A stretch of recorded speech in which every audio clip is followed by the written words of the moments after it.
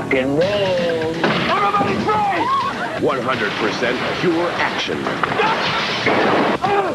100% pure adventure. 100% pure excitement. 100% pure adrenaline. Patrick Swayze. Keanu Reeves. Point Break. Rated R. Starts Friday, July 12th at theaters everywhere. In a world where podcasts reign supreme, two friends dare to ask, do you even movie?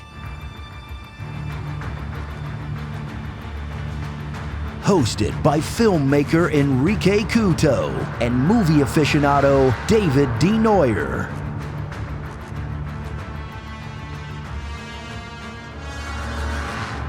Spoiler alert.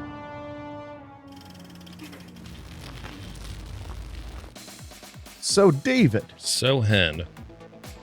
It's been an interesting week already. It sounds like it. I was telling you before the show that I just barely chipped a molar in the back of my mouth. Mm-hmm. Which is, I'm going to be honest, very disappointing because it couldn't have happened one of the many times I was like eating something stupid or really solid. But no, I was just eating a regular meal and then I noticed, hey, the back of my tooth feels weird and jagged, which makes me think it was like, oh, is it something stuck? Yeah. And then I realized, oh, no, there's less tooth. Less tooth there, yeah. So it doesn't hurt at all. So, which my dentist was thrilled to hear, which meant they could wait a couple days. So you said, what did you break it on now? You have no idea. Because I was eating salmon and potatoes. I broke a molar one time on a Subway sandwich back in 2014. When you say broke a molar. Yeah. It broke in the middle. Like the tooth went poof. So I had a up front molar split. Yeah. Split so badly that there was no way to crown it. Oh, God. Okay. Well, that's why I got the implant. Yeah, makes sense. And that was while eating a hothead burrito bowl. And one over or under cooked, probably under cooked piece of rice got right in there and just it split it to the point where it hurt immensely all the time. And they had to pull it and then drill in and do a bone graft and all that fun stuff, because as is important to point out, I am very vain. Mm-hmm. So the moment they were like, oh, you're going to lose this, this molar right here, I was like, the hell, I'm not going to have a tooth. Yeah. And then of course, for 4 months I had no tooth while they were because it's a whole process. They have to take the tooth out. Mm-hmm. And of course it got infected. Oh shit. This was right around when I was having my gallbladder taken out. So the dentist was like, I guess the second your surgeon says you can have this done, which was about 5 days after the surgery. Yeah. So they pulled it out, cleared out the infection, and then they had to put in a bone graft, and then they put in a screw. Mm-hmm. And they let the bone graft around the screw. Yeah. Now they've drilled in and basically put a screw in there, and then the bone grafts around it. Then after about a month or so, they cut open that spot that they stitched shut and take the screw out. And then they screw in what's called a healing cuff. And the cuff is basically a bolt that encourages your gums to heal around it a little bit so that your gum is kind of protruded. So then you wear that for like 3 months, 3 or 4 months. I think the tricky thing is I was very young to be getting one. Mm-hmm. So they told me like, this is an 8-month process, and it ended up being done in like 5. That's good. Because they would check me every 3 weeks or so and see how the healing progress was. Yeah. And when they saw it was, they were like, oh, we could do it sooner. So then they unscrew that, screw in a new screw that is just a metal peg. Yeah. And that's what the actual implant is. Mm-hmm. And then they put a crown, like a normal crown, just on the implant. Yeah. So the peg is what replaces like when you have a normal crown put on, like you've had, where they shave down the tooth after they do the root canal, they shave down the tooth. So it's funny because when I tap it, it's just, there's no, it goes straight to my bone. Yeah. And I was going to, because it's pretty expensive, I was going to get a bridge, but they were like, you're too young, because bridges will rub against the other teeth. And like, we don't recommend it to people under 40 or 50. As I say, it's usually an elder treatment sometimes. Well, now. Yeah. When my mother was my age, that was the only thing they could do. Yeah. So she had a bridge for a really long time that annoyed her. And I think they did an implant eventually or something. They upgraded it. But like we're talking, I think it ended up being $4,000. Yeah. I mean, I had a payment plan and stuff, but like, I mean, that's what payment plans are what I do anymore because when I did I tell you why I left my dentist, the last dentist I went to? He wasn't screwing around on you, was he? No, it wasn't that. I have a tooth missing. One of my molars is missing because I had it pulled and just never had anything done with it. Yeah, I mean, you can get away with that, especially in the back of your mouth. Well, as long as it's not seen, like it's not until I get like that you can see it. Oh wait, you mean up front? Oh yeah. Yeah, and now everybody's seen that too. Yeah. But no, that's your hillbilly angle. Yeah, there we go, my hillbilly angle. But yeah, so the dentist was just like, he's like, oh, because I had it done like a couple of years before I'd gone to this appointment specifically, and he was like, we got to get something in there because the tooth can go in slanted, like your teeth can go slanted if nothing's holding it there. Oh yeah, because your teeth shift. I mean, or you could sleep in a retainer. Yeah. So they went and got all the testing and everything done, and then or like all the bill worked up and everything, and they would not let me have a payment plan. They wanted it all up front. Mm-hmm. So I was like, well, deuces, and then found my dentist that I've been going to now for 3 years. Well, it's funny. My dentist only did a payment plan because I had been a customer at that point for 27 years. I'd been going to this place specifically probably since I was probably like 13. Yeah, I've been going to mine since I was 6. Yeah. And it wasn't even the original owner. Yeah. But when it was all set up, the only tricky part was there were certain elements that had to be paid up front. Yeah. Like, but it was like $300 right now. Because it was for materials. Yeah. They basically let me finance the labor. The problem that I had was right around the time all this was going on in that payment upfront thing, which they had never asked for that before. I'd usually been able to be on payment plans, which is how I'd been getting things done. And that one specifically, they wouldn't let me do it. And it was also just right around the time they started doing this new expansion on a wing. Mm-hmm. Well, I also imagine a lot of places aren't doing payment plans anymore because now they'll just tell you should get a care credit card. Yeah, which I mean, this is before that. So, yeah. That's become very popular. Mm-hmm. But so yeah, I got that new tooth and all that, but yeah, so this one, my mom was like, they'll probably just shave it smooth and call it a day. Mm-hmm. Cause I just had a checkup a month and a half ago. So I know that my x-rays are good. Fine. Yeah. So there's no way it's all of a sudden gone horribly wrong. But I remember, no joke, when I came in and they were like, the tooth has to go. I'm not kidding. My hygienist, who had been my hygienist for 13 years. Yeah. She cried a little. Because she was like, your teeth are so perfect and you take such good care of them. This is such bull crap. Yeah. Because it was such a fluke. Yeah. You know, it just split right in the middle and hurt like a bitch. Oh, I bet. So, but the funny part was like, after we'd worked out everything, I remember after they put the healing cuff in or whatever, I was like, can I get a temporary or something just to kind of hold over it? And he was like, my dentist is a funny guy, but he was just kind of like, well, guess it depends on how vain you are. Like, are you, $450 more vain? And I was like, no, not with how much I'm spending already. He was like, good call. Yeah. Not worth it. Yeah. And I was like, okay, fine. So I just smiled funny. I mean, that's fair. Just smiled one half. I just pulled an Elvis Presley. Thank you.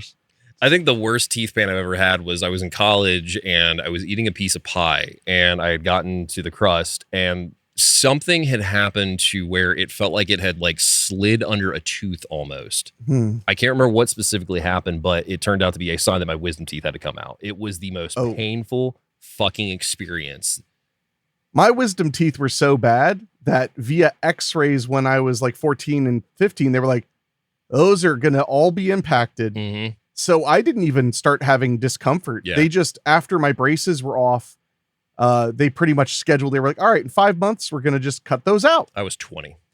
I was exactly 18. 18. I had maybe been 3 months into being 18. Yeah. Because they had to cut them all out. I had to go under anesthesia and everything. I got all 4 of mine out at the same time. All 4 of mine as well. And it was really fun. The worst part was waking. So I was in college. So I went to go stay at my parents' house for that time because obviously the dentist was in their town and whatnot, or the surgeon was in their town.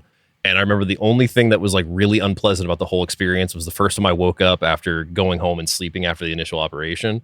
and waking up and like there was just saliva blood on my pillow. Yeah, like, you had a little bit of saliva in your blood. Yeah. That was the joke I had the first time I spit after the surgery. I was like, oh, there's a little bit of spit in my blood. Well, did I ever tell you the stupid faux pas I did when I got one of them pulled? They had put gauze to hold it in there. I was taking the gauze because they were like, it's going to bleed for a little bit, so leave it on for about an hour or so. I was breaking the blood. What's the word? Scab? No. Well, it's not a scab, but the sutures? Essentially, but like I'm trying to think, the clot, the clot. Oh yeah, the clot. I was breaking the clot twice before because I went to go spit and I was like, that's a lot of blood. They only had you have the gauze in for a little while because I had the thing where you had to change it every 2 hours for a day. No, when they pulled the tooth, they sent me they had they pulled it. They pulled it. Yeah. They pulled it. Yeah. Okay, because are we talking about a different tooth? Yeah. Oh, sorry. Yeah. I was still thinking about the wisdom teeth. No, please. No. Yeah. So they had pulled it and they sent me home the gauze. So yeah, twice I was like going to spit in the sink after waiting a bit, and I was like, man, that's still a lot of blood. Turned out I was putting it on way too hard. That was so when I took it off, it just ripped it right open again. Yeah, that was one nice thing about the implant was they sewed it shut. Yeah. So it didn't really I couldn't really mess with it. It was closed, and they put a membrane over it, so it never bled at all. That's good. Which was really nice. Yeah. And it really didn't hurt much. I mean, like you remember because the night before they gave me, now I mean, for the listeners who don't know, I am, the epitome of lightweight in the colloquial term because they gave me, my mom calls me pill shy. I don't like to take things. That's fair. I've changed as life has gone on. Yes. Like, when I had my gallbladder go bad, I was like, give me them Vicodin, like you motherfuckers. Give me that Vicodin. Bronson movies. Yeah, but that wasn't a Vicodin. Yeah. The Bronson, that's related to the tooth. Yeah. He gave me, he said, are you going to be driving yourself? I was like, no. He's like, take the Valium. Because he was like, I'm going to give you a Valium. Because he was like, it's not even about anxiety or pain. You're going to be in this chair for between 2 and 4 hours. Take the Valium. It'll help you relax. Oh, yeah. But he gave me one for the night before and one to take a half an hour before I came to the office. And that first one was when you and I watched Murphy's Law. And had quite a time with that one little tiny Valium. You did. And then the next day I took it, and I'll never forget laying in the dentist chair, and they put a white sheet, basically a surgical sheet, over your face that only shows your mouth. Because from what I understood, the reason they do that is while it's not a very painful procedure because they're drilling into your jawbone and stuff, it's very bloody and gross. That makes sense. So they don't want you to see it and panic. Yeah. So they're like, this way, if you open your eyes, you just see white because the lights are all on you. So you just see bright white. But they were like, are you comfortable? And I was literally falling asleep, like taking a nap. Oh, yeah. Because at one point I remember laying there and thinking, oh, they haven't asked me to hold my mouth. They're like open wide in a while. I bet I could just like for real. Like it was really not bad. They did a phenomenal job. And then my favorite part, because I do like my dentist a lot, is after all of that, I come in and they have the crown, they pop it on. And this was before, now they print the crown in the building, but they used to have to send it to a lab in Cincinnati. He puts it in, gets it on there, and then has me do a bite plate. And he's like, I'm sorry. I'm gonna need to send it back. It's just a little too small. And if it was too big, I could shape it. Yeah. But I can't make it bigger. And I was like, oh, and he was like, I know it's disappointing. They should have it we'll have it in 2 weeks or so. I'll call you the moment we get it and we'll get you in here. Yeah. And he was like, I just don't want you damning my name every time you eat a steak. That's fair. And I was like, oh, because getting stuff stuck in there is a real pain. And flossing, it's super weird because you go up and over. Yeah. So anyway, there's a reason behind that other than just telling a funny anecdote about my life. I also burned the hell out of my hand. You did, yes. While I was making a frittata last night. Worth it. That was one of the best frittatas I've ever made. It had roasted poblanos from the garden. It had a roasted red pepper from the farmer's market and a roasted habanero in it. Damn. And then also, cheese and eggs and all that shit. And it was just really good. Yeah. But I was trying to flip it perfect. And I grabbed the handle to move it out of the way really fast and like screamed out in pain and went, oh, right. It was in the oven for 18 minutes. That'll do that. So, it's actually not the worst burn I've ever had by any stretch, but it sure did hurt. Well, that's a good thing the less it hurts, the more damage there is. There's that, yes. But that is all to say, I've not been able to slow anything down, just because my hand hurts. So I've been working on the house, and I've been working on the studio, and I've been working on my podcast. So today, as we're recording this, one of the clips from the podcast posted on my my Facebook, public page, not my personal page, but like my public page. And some guy commented, some total stranger from Sweden. Okay. And all he said was, I'm paraphrasing, but all he said was something along the lines of like, hey, we did it. We found the worst facial hair in the world. And I was like, okay. So like the YouTube channels, as well as like, it just seems like people are commenting on the appearance and the facial hair a lot. But my favorite part was, so he said that. Yeah. So I try to diffuse with humor. So I replied and I said, you think that's bad? You should see my personality. Yeah. But then I'm in pain. I'm annoyed. I'm overworked. I went on his profile and I'm not kidding.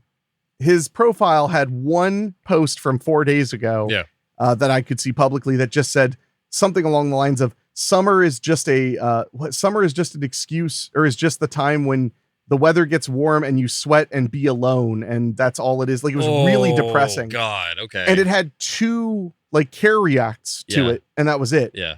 And I was like, I don't know this guy, but fuck him. So I laugh reacted it. Yeah. And that was just a little treat for me. God. I mean, it's bad enough he lives in Sweden. I could have been really mean and just commented like, hey, they euthanize people there now. So like, just go do it. Yeah. Like, it's free. Jeez. But so I've got a question for you. Oh. So unfortunately, as we are recording this on this day, we did find out that we lost the great Ozzy Osbourne today.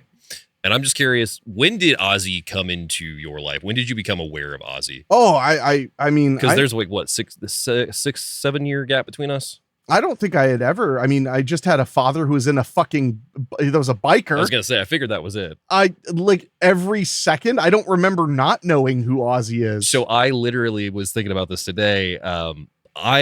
Osbourne's came on in 2001. That was the reality show. So, I mean, I knew who Ozzy was, but I came late to rock music that wasn't Kiss or stuff that was played on WTUE, which Ozzy was. I was going to say that was on TUE. But the problem was I guess I just wasn't aware. I remember the first time I heard Crazy Train, and I actually thought about this today, it was either second or third grade. I think it was third grade. We had a music teacher that when it was your birthday, you could bring in a song to play for your birthday, like for the class and everything. Like they would like take the CD or the cassette and pop it in the stereo. Right. And he had brought in his Ozzy's Greatest Hits and played Crazy Train for the first time for me. Like that was the first time I had ever heard Crazy Train. And that was how I became aware of Ozzy from that point on. Then, fast forward 4 or 5 years later, I'm watching Trick or Treat for the first time and see him as well. It's kind of funny because like, I'm just curious because like I came to Ozzy really late, but like he had been around so fucking long. And I mean, the legacy that he left behind and everything. It's just, I mean, it's incredible. No, I mean, Ozzy was ubiquitous. And I mean, in my time, he was pretty much over. Yeah. I mean, musician wise. Yeah. But that reality show just kind of made him last. Popped him back. Kind of forever. Well, because him and Sabbath had started the late 60s, early 70s. And then his solo career took off like right around early 80s, I want to say, with like Blizzard of the Oz. And I mean, he had basically No More Tears, which is one of my all-time favorite albums, if not the favorite album of his, was 91. And he had basically made that album as a farewell. Even when the No More Tears tour was technically a farewell tour, the retirement tour. And then he actually got so bored in retirement, he came back and started doing tours again and put out more albums. That sounds about right. Yeah. No, there was always Black Sabbath playing in the car with my dad. So he was always around, him and the Grateful Dead and Alice Cooper. I just always think of, whenever I think of Ozzy, I think of the scene in Little Nicky when they summon Ozzy towards the end and Nicky has to die to go back to hell to get his brothers, and Ozzy just walks up with a giant rock and goes, "Here, kill him with this." Yeah, no, I mean he was at that point, a self-referential cultural phenomenon. I mean, he's in fucking Goldmember. Yeah, no, he was in like everything. I mean, he had multiple commercials. I mean, him and Jack did a reality show like not even 5 years ago. That's what is it? Jack and Ozzy. I can't remember what the title of it was, but they just traveled to a bunch of places and learned the history of it. Yeah. Yeah. Mm-hmm. But no, I was just, It was just one of those things. Like he had just had his farewell or his big farewell concert like 17 days ago, and wow, I thought it was very recent. Yeah, it was very recent, and wow. I mean, he had put out a video a little beforehand, basically saying that he was aware that he was dying and that he knew that like the time was coming, and I think that's why they all came together as they did. But yeah, I mean, it was just kind of still shocking to hear of his passing today. But I mean, absolute legend icon that I mean, I still will listen to probably until I die, for that matter. Man, that's short, huh? That's short. Fair enough. No More Tears is probably my favorite album. Close to that would be Blizzard of the Oz. Next to that would probably be Over the Mountain, which is Diary of a Madman. So yeah, I mean, a lot of good songs, a lot of good stuff. Yeah. No, Ozzy, yeah, definitely. It's hard to say much because I mean, he was just a part of the culture. Yeah. I'll never forget that SNL skit they did about him where you couldn't understand a word he was saying. Yeah. So then they had him sing what he would like his personal problems so that people could understand what he was saying. Yeah, I do remember that. I think Horatio Sands played him. I think he did, yeah. And it was very, very funny. Did you ever hear the story about why he stopped doing acid? Just acid specifically.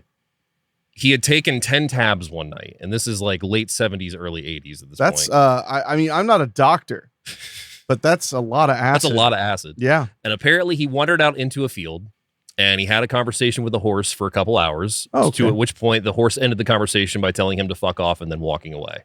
And shortly after that, Ozzy realized that he didn't want to do acid anymore. It's like a fairy tale. It's like a fairy tale. Jeez. No, like if you've never seen The Decline of the Western Civilization Part 2, which is the heavy metal documentary they did, Ozzy has an infamous bit in there where he's making like a breakfast like shake or whatever, and it's like orange juice, pills, vodka, like all this stuff right in front of the cameras. Some people just don't die like when they do that much. The fact that Keith Richards has survived Ozzy, I think that says everything. It just makes me think of Chris Hartnett not Chris Hartnett. Yeah, Chris Hartnett in the plane movie in Fight or Flight. Josh Hartnett. Josh Hartnett. Yeah. Sorry. It just makes me think of him when they drug him and he's like, I guess you can't pickle a pickle. It's so good. Then he has all those hallucinations. That's the best part. That movie was so underrated. It was. That was such a great time. The director popped up on The Movies That Made Me last week. Did an episode. I think he talked about 10 movies or so. It's a pretty good episode. Nice. That was his first movie. His first feature. Yeah, because he was a stunt coordinator. Yep. Yeah. Well, and you could tell because the stunts are insane and immaculate. Yeah. Speaking of insane stunts. Oh yeah. Yeah. We are wrapping up Life's a Beach Month this week with our final movie for the month of July, and that is going to be one that I mean, this has been a long time favorite of mine, and I knew this is like this. I think this is the second time that we've talked about doing on the show that we're actually doing it though this time, and that is 1991's Point Break. Yes, legendary film. Legendary bromance film. Legendary bromance film. Yeah. So 2 hours and 2 minutes, rated R for violence, language, and brief nudity. IMDb synopsis says an FBI agent goes undercover to catch a gang of surfers who may be bank robbers. My synopsis, not much better. My synopsis. FBI agent Johnny Utah is in over his head when he goes undercover to infiltrate a gang of surfers who may also be the infamous bank robbers, the ex-presidents. I just got more specific. Yeah, just a little bit more specific. Taglines this week. Yeah, give me some. Hit them. Only 2. Oh. 100% adrenaline. That's a pretty solid tagline, all right? 27 banks in 3 years. Anything to catch the perfect waves. Okay, the first one's better, but it's also a little generic. Yeah. But I'll give it. That was all right. Point Break, currently available on Paramount Plus, Fossum, Plex, Pluto, Roku, and Tubi currently as well. There's also a beautiful 4K that Shout Factory just put out recently as well. And you can get the Blu-rays pretty cheap on this one as well. Yeah. It's been everywhere for a while. I mean, a lot of those classic Swayze films. Yeah. And by classic, I mean, Roadhouse and Ghost and, they and Dirty Dancing. They always are around. Oh, they're always around. Yeah. I think I've owned Point Break is one that's had it on VHS, had it on 2 DVDs, Blu-ray. It wouldn't fit on one. I haven't got the 4K yet. I have a 4K file now, or a Digital copy. Yes. Director on the film is Kathryn Bigelow. She gets her start as a director in 1978 on The Setup. Goes on to shoot The Loveless, the William Dafoe movie, in 81. Goes on to do Near Dark in 87 after that. Directs the New Order video for Touched by the Hand of God in 87.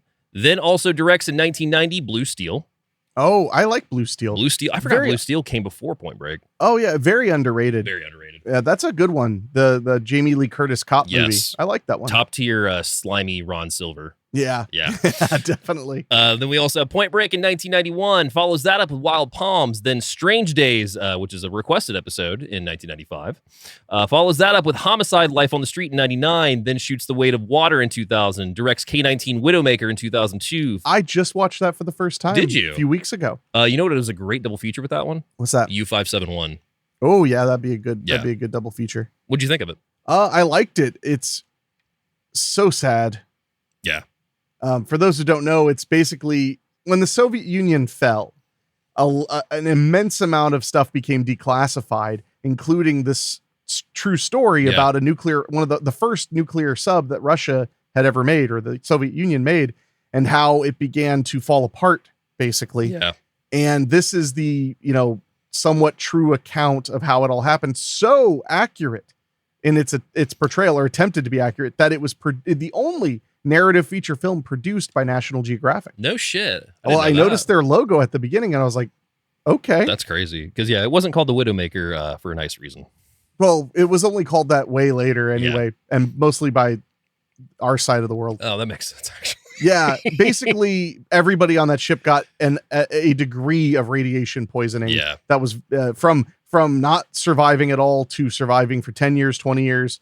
It was it's like interesting one. There's that story that was about the women in I think it's the 40s that were painting the watches with I can't remember if it was lead paint, but it was the paint that glowed in the dark. Uranium. It was uranium. Yeah. Yeah. They used like a uranium, because they used to put a little bit of uranium in teeth. Yep. In fake teeth. Well, because there was and I don't know how true it was. It was 1,000 Ways to Die, but they were showing like one woman was going home and like painting her body for her husband and whatnot, and like that was how they got exposed to. That sounds like 1,000 Ways to Die. Spike TV. Yeah. At its finest. Mansers. So does K-19 Widowmaker in 2002. Follows that up with Karen Sisko in 2004. Followed by Mission Zero 2007. The Hurt Locker in 2008. Directs The Miraculous Year in 2011. Zero Dark 30 in 2012. Last Days in 2014. The Protectors in 2017. Detroit in 2017, which I haven't seen, but I have, and I've heard it's really good. Yeah, I've heard nothing but good things, but I haven't seen it. And the last directorial for her was Apple iPhone 13 Pro commercial, which is, I think, the one that's the movies, the one that they show at Cinemark. Huh. Yeah. Huh. I could be wrong, but I thought that one was made by students. That one is? The one that was like the contest? No, I'm thinking of the one the phones and horror movies and action movies. Oh, that one. Yeah. I got you. Yeah. Writer on the film, we have two of them. The first one is Rick King. He gets to start as a writer in 1978 or 1977 with Off the Wall, which he also directs. Hard Choices in 84, which he also directs. Hot Shot in 86, which he also directs. Writes Point Break in 91. Treasure Seekers in 99. Avoiding Armageddon in 2003, which he also directs. Voices in Wartime in 2005, also directs that. Digging for the Truth. Sherman's March 2007. Treasure Quest 2009, Shark Week in 2010, which also directs, and Point Break remake in 2015 gets credit for characters, of course. Of course. Also directed The Killing Time in 87, which is a Kiefer Sutherland movie that I've heard is phenomenal, but I have not seen it yet. I might have seen that. The cover is him like kind of lounging with a gun on his chest. Then you've got Vietnam War Stories in 87, directs Forced March in 89. Then in 1990, directs Prayer of the Roller Boys. Are you not familiar? Oh God, this is Corey Haim evil rollerblading Nazi movie. That sounds amazing. Oh yeah, it had never been released on DVD. You can only get it like VHS or through Rips and whatnot. It's also usually paired side by side with Solar Babies. Oh wow. Yeah. Okay. All right. So Prayer of the Roller Boys in 1990, Kickboxer 3, Art of War in 1992. Yeah. Follows that up with directing Quick in 1993, A Passion to Kill in 1994, Vanishing Son in 95, Terminal Justice in 96, Catherine's Grove in 97, and Road Ends in 97. And yes, some of those are erotic thrillers and some of those are just straight to video action movies. That's what's up. That's what's up. 1990s, baby. The other writer is W. Peter Iliff, and he gets to start as a writer in 1990, writing Prayer of the Roller Boys. Okay. Then goes on to write Point Break in 91, Patriot Games in 92, episode of Tales from the Crypt in 89, which was Till Death Do Us Part. Nice. That's a good one. That is a good one. Blade Squad in 98, Varsity Blues in 99. Oh, okay. Rites Under Suspicion in 2000, Rites of Passage in 2012, which, have you seen Rites of Passage with Christian Slater where he does meth to the point that he has a talking monkey puppet throughout the movie? I can't say I have seen that Not one. a good movie. Oh. Entertaining for that value. I mean, yeah, that seems like it would bring a lot of entertainment. There's literally value. a point where he's getting ready to, like, he's in the forest and he's getting ready to shoot somebody, and the monkey hops up on his gun and starts talking to him. And it is a monkey puppet. Like, straight up, it is a puppet, and we're supposed to know it's a puppet. And it's because he's doing meth so much. I mean, fair enough. Yeah. Also writes character credit for Point Break remake in 2015, and then The Enforcer in 2022. Nice. And then for our cinematographer, we are welcoming back to the show Donald Peterman. He gets his start in 73 with Domo Arigato. Goes on to DP Kolchak the Night Stalker series in 74. Hell yeah. Also shoots When a Stranger Calls in 79. Okay. Shoots King of the Mountain in 81.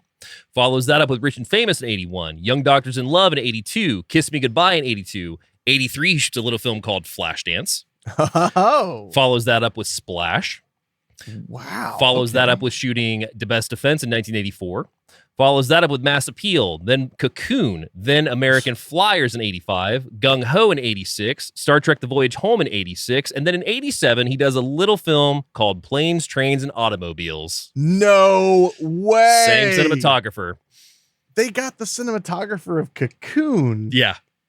Wow, that's so cool. Follows that up with She's Having a Baby in 88.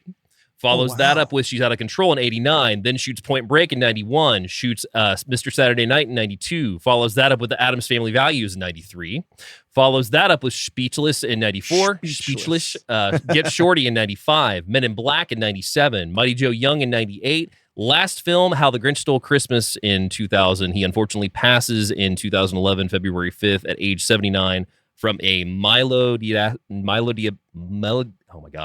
myelodispastic syndrome. Okay. Wow. Well, I mean, he had a long life and a very interesting career. I mean, interesting career. Toward the end there, he was just doing pumping stuff the out. biggest Yeah. films. I mean, it literally starts with the biggest one. I mean, obviously Kolchak's pretty big, but When a Stranger Calls, 79 is pretty big, but I think it was probably Flashdance in 83 that took him off from that point. I can't believe they were like, who's going to DP Planes, Trains, and Automobiles? Well, who did Flashdance? Or When a Stranger Calls? I've got good news. I've got good news for you. Guess what, Mr. Hughes? I mean, Star Trek for The Voyage Home. I mean, that's a great one. I mean, I'm shocked and thrilled because When a Stranger Calls is classic. I like When a Stranger Calls. I like the remake just a little bit more because I think people forget the first one is a real big police procedural movie. Oh God, yeah. Yeah, because like the Carol Kane stuff is like the first 20 minutes and then she doesn't come back till the end. Well, sure. I mean, it's they're turning the calls coming from inside the house into a feature film. Yeah. You know, the old urban legend. And Charles Durning's fantastic in that movie. Oh yeah. No, I love that movie. Moving down to our cast, we have Mr. Patrick Swayze, who plays Bodie in the film. He gets a start in a little film in 1979 called Skate Town, USA, which I have not seen, but do you know about Skate Town, USA? No. So it is at the height of like Roller Boogie and like those roller disco movies.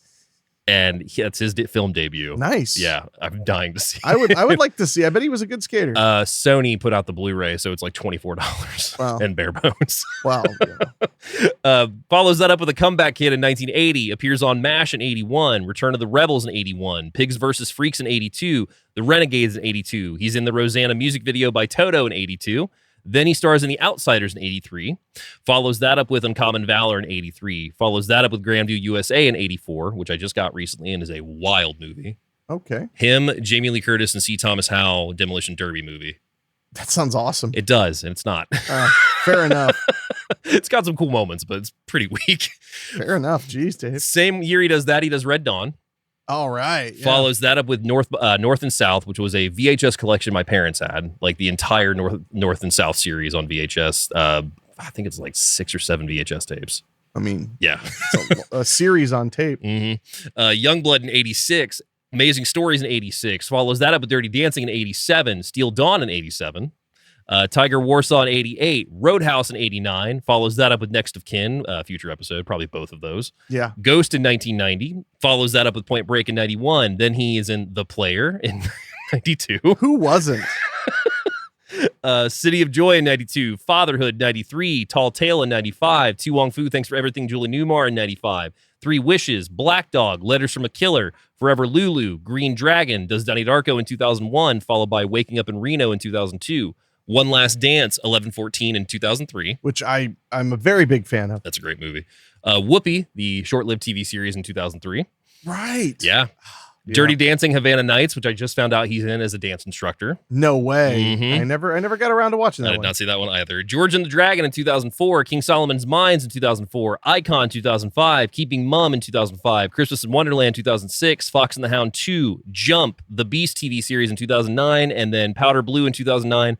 We unfortunately lost him back in 2009 as well, September 14th at age 57 due to pancreatic cancer. Yeah, that was a very sad. It was a very sad loss. A very sad loss. If you have not seen the documentary I Am Patrick Swayze, I cannot recommend that documentary enough. They talk to his brother. They talk to the guy that he fights in Roadhouse, the big fist fight at the end. Yeah. I mean, they talk to a bunch of people. And I mean, he was just a very down-to-earth, genuine soul of a person. No, I've got to check that out for sure. It's really good. If I still have it, I'll let you borrow it.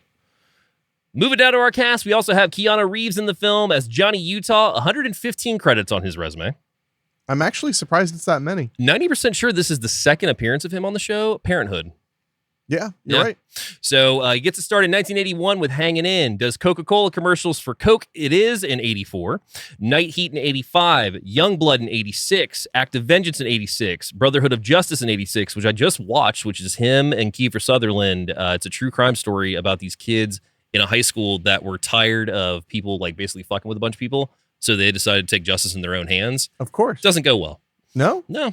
Huh. Crazy, huh? That's bizarre, but okay. Follows that up with River's Edge in 86, Under the Influence in 86, Babes in Toyland in 86, Kellogg's Cornflakes commercials in 87. I mean, some of his finest work. The Night Before in 88, Dangerous Liaisons in 88, does Bill and Ted's Excellent Adventure in 89, follows that up with Parenthood in 89, I Love You to Death in 1990, Bill and Ted's Bogus Journey, Point Break in 91, I Own Private Idaho in 91, Bram Stoker's Dracula in 92, Freaked in 93, because he's Dog Boy. Uncredited Dog Boy. Squirrel! Much Ado About Nothing in 93, Little Buddha in 93, Speed 94, Johnny Mnemonic, A Walk in the Clouds, Chain Reaction, Devil's Advocate, The Matrix in 99, follows that up with The Replacements, The Watcher in 2000, which I really like that movie. I've always liked The Watcher. I've got a soft spot for it. I mean, that one, as well as the other Watcher. Keanu Reeves and James Spader, I mean, pretty fun combo.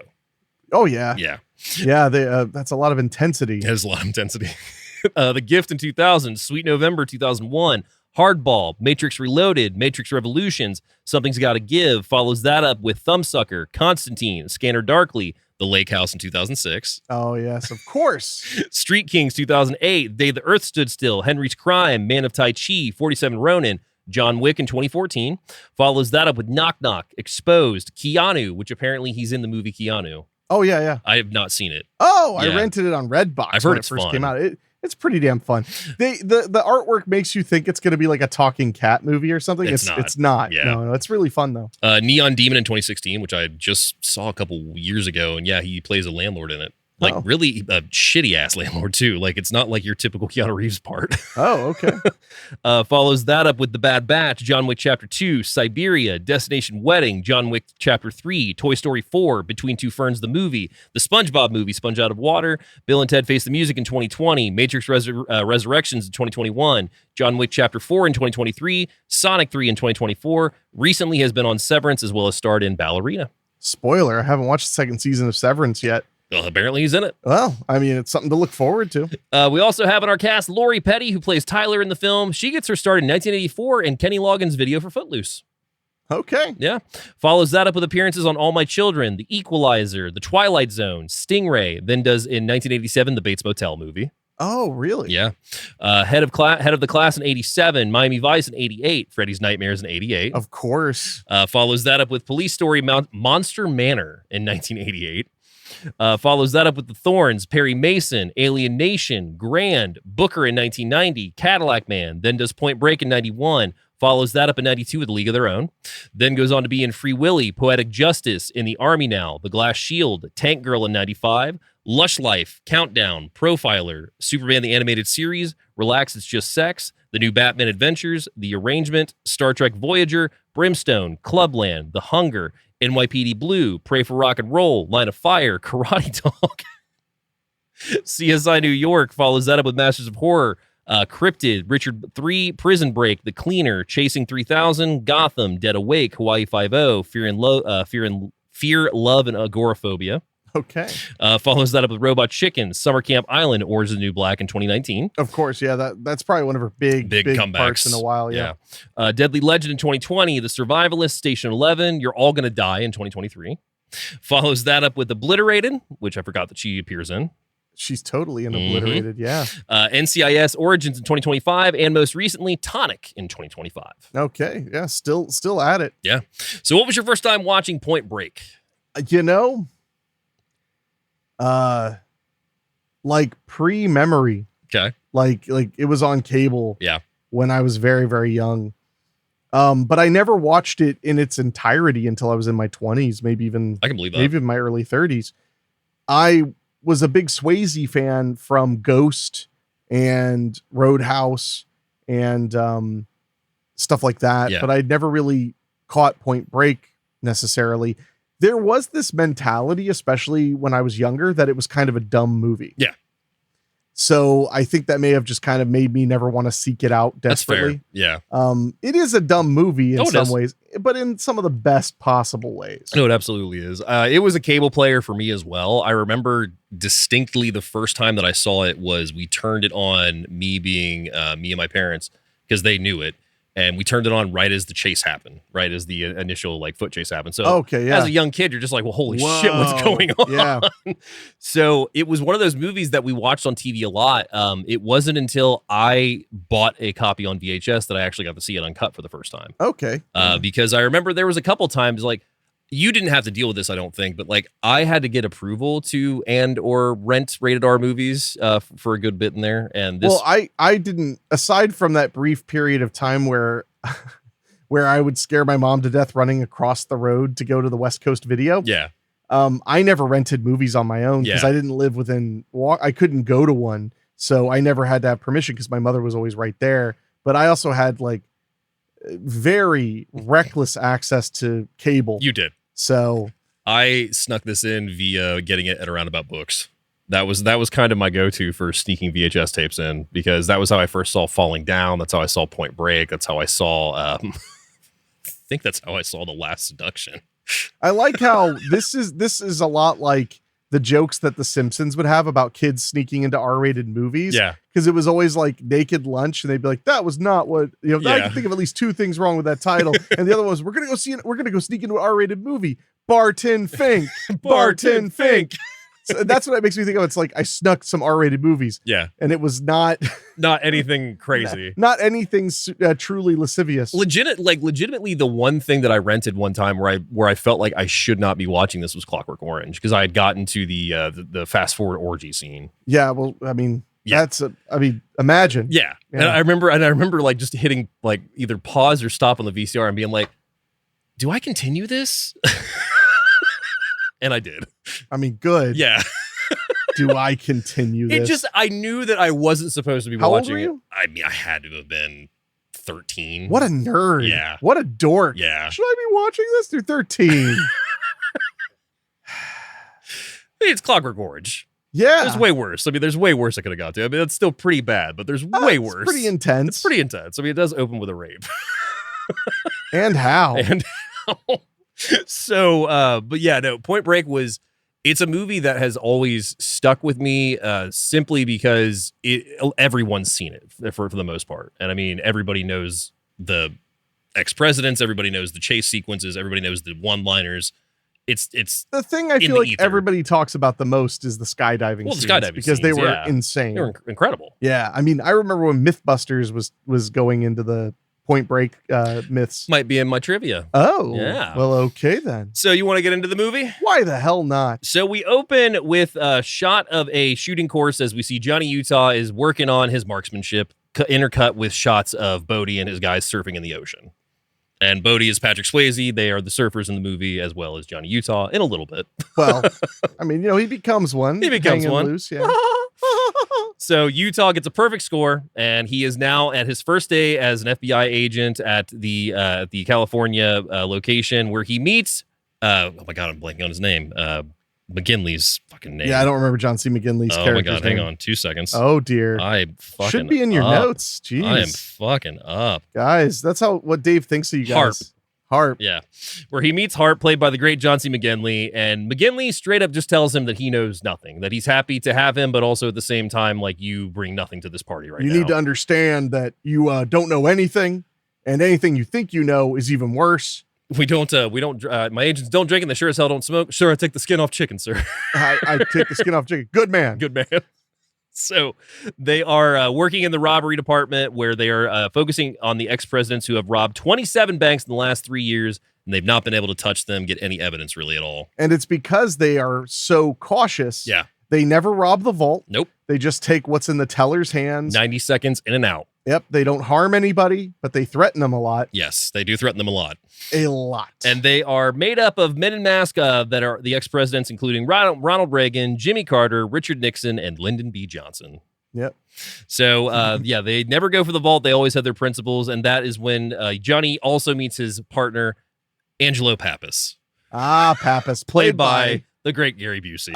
And honestly, every time I watch the film, I instantly remember the moment Busey's introduced. I'm like, all right, this is some gold. Because he's introduced doing a training exercise, which is literally putting on a blindfold and retrieving 2 bricks from the deep end of a pool. Yeah, you dive into a pool blindfolded and you have to get 2 bricks out. And bring them up. Yep. Or eat them if you're Busey. Well, I mean, if he's hungry, if you didn't get him his 2 meatball subs like he asked, if you only got him 1 and a lemonade, he's going to have to eat something else. Well, and I love this introduction too, because Pappas is bitching to the guy that's assigning him the task. That he's like, hey, I got some new, quarterback punk that's joining me, blah, blah, blah, blah. Doesn't realize that Johnny Utah has stepped up and is hearing this whole conversation. No, that's a great reveal. Because he's like Pappas, Angelo Pappas, punk, quarterback punk is what Keanu says. No, and Keanu's character, for the most part, is pretty consistent. Yeah. Early on, he does a few things I don't think make any sense. Very early on. Yeah. But then after that, he's pretty consistent in his his mentality, his morality. He's really gung-ho to make a name for himself as an agent. He is. Like Nowsville. Yeah. Well, and I love this cut because we go from them meeting each other to immediately seeing the ex-presidents on the next job. Yes. So they're going in their van, they're putting their mask on, they're putting their gloves on, they're loading their guns. And literally, they're in and out of this bank in 90 seconds. Yeah, it's very, very fast and very efficient. Very efficient. They all have their names to each other. They all have their codes. So they go in and out. But as they're leaving, one of them drops their pants and moons the camera with "thank you" written across the ass. Right across. Thanking you. Thanking you. One per cheek. And what's great is they not only they let that scene go, but then they rewind it back as you see that Angelo and Utah are watching it. Yeah, it cuts to being black and white, and you realize they're watching security footage, and they rewind it so you see the "thank you" ass. Yet again. So we go then to find out that they found the car that was dumped, and they are surveying it out. And that's when you also get the sense that while they're at the robbery scene, so they're at the robbery scene, and that's when these other 2 agents walk up and start giving Pappas some shit, saying some surfer lingo, like basically being like, "Hey, Pappas, hang 10, blah blah blah." And you're trying to figure out what's going on. At least Utah is. Yeah. He's like, why are they picking on him? And it also becomes clear that Pappas is just kind of like, he's an older officer or a detective. Yeah. And people like to kind of joke about how he doesn't really do much. Yeah. Anyway. So then we get to one of your favorite scenes, which is they find out they dumped the car. So Johnny Utah volunteers for them to go out there and check it out and whatnot. So they get to the car, not finding anything. It's night at this point. Pappas even makes the comment that it's 7:30. By this point, he's going to solve this case and have time for another one. So Utah is not taking too kindly to it, and he wants to know what Pappas's theory is. So they get into this shouting match, basically. It felt like it kind of came out of nowhere. He just starts basically saying like, yeah, so you feel alive, right? You feel alive. Pappas has the line of, I was in Vietnam taking shrapnel while you were still crapping in your hands and rubbing it in your face. What?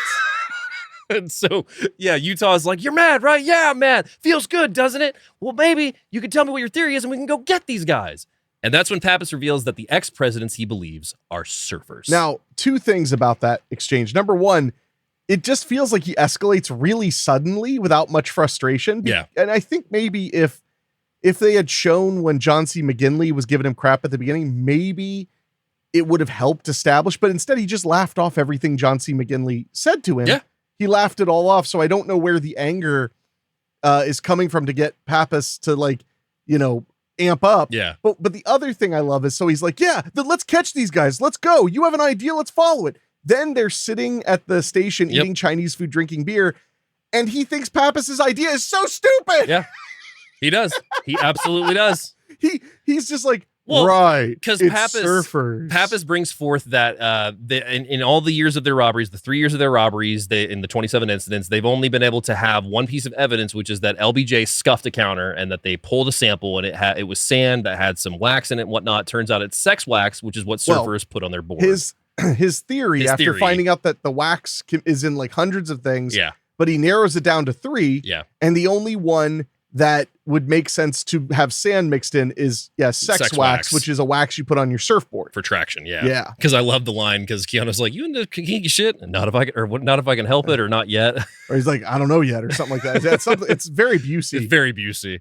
So yeah, they've got this idea that they're surfers. So this brings us to the movie basically, which is that Pappas is wanting to send Johnny out undercover to infiltrate the surf gang to figure out if he can find the robbers. Well, really just to infiltrate surfers. Yeah. Because there are a couple of groups of surfers, including one that is very clearly involved in crime. Yeah. So that's kind of why he wants to be vested in this group. Yeah. So of course the first thing he does is finds Lori Petty. He has to find a contact. He has to get a contact. So yeah, he goes out, he goes and buys a really cheap board and heads out in the water and gets his ass handed to him. He's about to drown, and then Tyler, played by Lori Petty, pops in, saves him, and she's like, you don't have any business out here. Like, what the hell are you doing? This board's cheap. Like, stay on the beach, noob. Yeah. So he goes and runs a background check on her. Yes, he does. And he finds out that she has all these priors, minor things. Mostly traffic infractions and stuff like that. But he finds out both her parents are dead. Yes. And of course he's like, well, now I have my in. Which is pretty cruel. I love it because so this scene, Busey's obviously freaking out because he's like, that's your contact. Like, blue eyes, black hair. And the woman that's doing the computer work is just like, hot Utah, and then goes to this thing with dead parents. And then you and I were talking about somebody should recut the hot scene. Utah. Yeah, because initially it was because one of them was like public driving while driving. Yeah, and she's like, hot Utah. And then he's like, oh, here it is, dead parents. Oh, hot Utah. Hot Utah. Love that Joker. Love that Joker. So yeah, he decides that he's going to try to get through to Tyler. So he goes to where she works. And he lays a sob story on that he's been wanting to surf because he wants to prove that he can do something after his parents died in a car accident. And obviously, Tyler agrees to start teaching him surfing. Also, really fun, confusing bit is his literal name is Johnny Utah. Yep. But everybody calls him Utah. And sometimes my brain will be like, oh, it's a nickname. But then he keeps referencing he's from Ohio. Yeah. So he's Johnny Utah from Ohio. Not confusing. Who played for Ohio State. Because Bodie recognizes him as a football player. Yeah, so we are actually at that scene. So yeah, we see that Tyler's teaching him how to surf. She basically tells him, be there. If you're not there, I'm going to leave without you. So they end up having a surf montage, and he finally gets like the grounds of it and everything. And while they're in the ocean, he also notices some surfers off to his right, and that turns out to be Bodie and his gang. Yes, and Bodie is just... like the only way I could state how they depict his surfing in particular is spiritual. Yeah. It's all slow motion. He's like super in the moment. He's like relishing every second that he's like on top of a wave. He is spiritual as fuck. Yes. And it becomes very clear that he's some kind of, and Bodhi, I mean, that's some kind of yoga name. Yeah. I think it's a Buddhist, I think that when I was looking up the notes earlier, I think it has something tied to Buddhism. Yeah, something like that. So yeah, so he sees Bodhi and his gang, and Tyler's just like, they are kind of like the kings of the ocean at this place. So Tyler and Utah get back on the beach. Bodhi ends up sneaking behind Tyler, placing a kiss on her, and that's when she reveals that they know each other. We have one of my favorite lines from Patrick, where he says, "That's a nice surfboard. Reminds me of a 57 Chevy I used to own. A little reference to Dirty Dancing, right? Dirty Dancing, that is correct. Bodhi is a Sanskrit name, so it's Hindu. Okay. And it means awakened or enlightened. That makes sense. Yeah. So then we get into meeting the rest of Bodhi's gang via a football game that happens on the beach. And one thing leads to another. We see them going back and forth with the ball. And Bodhi gets pissed at one point because Utah's chasing him to receive the ball, knocks him into the ocean. And his guys are pretty pissed at him at first. They're like, what the hell was that, man? But that's when we realize Bodhi then clicks. Knows who it is. You were a football player, college football player. And then Keanu reveals, until my leg bent 90 degrees the wrong way. Folded the wrong way. Folded the wrong way. Got my knee back, folded 90 degrees the wrong way. Yeah, he said it took 2 years of surgeries and for him to be comfortably walking around. Yeah. No more professional football. Nope. So this leads into him and Tyler getting closer to each other. And of course, the Pappas and him are continuing their investigation, trying to find these guys. And this leads to Keanu deciding that they've found the beach because he ends up testing the sand. The sand matches, so they find out what beach they are surfing at. Right. So this leads to him and Pappas trying to cut people's hair because apparently LBJ got his ponytail pulled at one point and they received the hair there. So they're trying to figure out what hair matches with it. And on top of all of this, his, his supervisor at the FBI hates all of this. Yeah. Especially because Utah shows up with a surfboard in the office. Yep. Which just enrages him. Well, I love it because he's like, well, it sticks out. I can't lock my trunk. Yeah. Well, and it's funny because he's like, and why is he mad? Like, I'm doing it on my own time. Yeah. I'm not doing it while I'm on the clock. Yeah.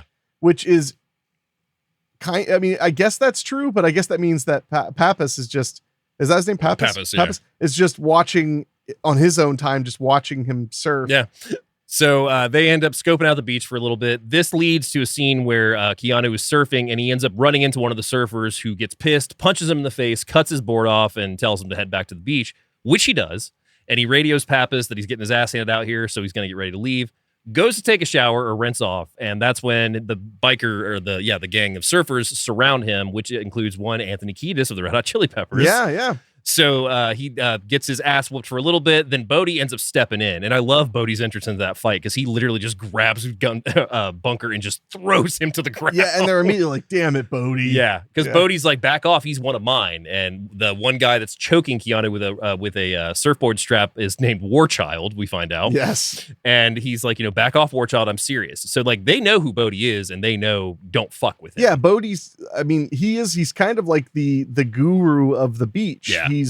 He's the guy. Yeah. The surfing Zen guy who will kick you a lot. Oh, yeah. It made me start to think that was it Swayze's idea to kick so much in Roadhouse because he kicks a lot. He's his a fight dancer, man. He's a dancer and did ballet. He's got the moves. I don't say I would never say. Oh, you better that not. His kicks were not good. You better not. They were phenomenal. I'll fucking kill you. It's just a lot of kicking. That's a lot of kicking. Yeah.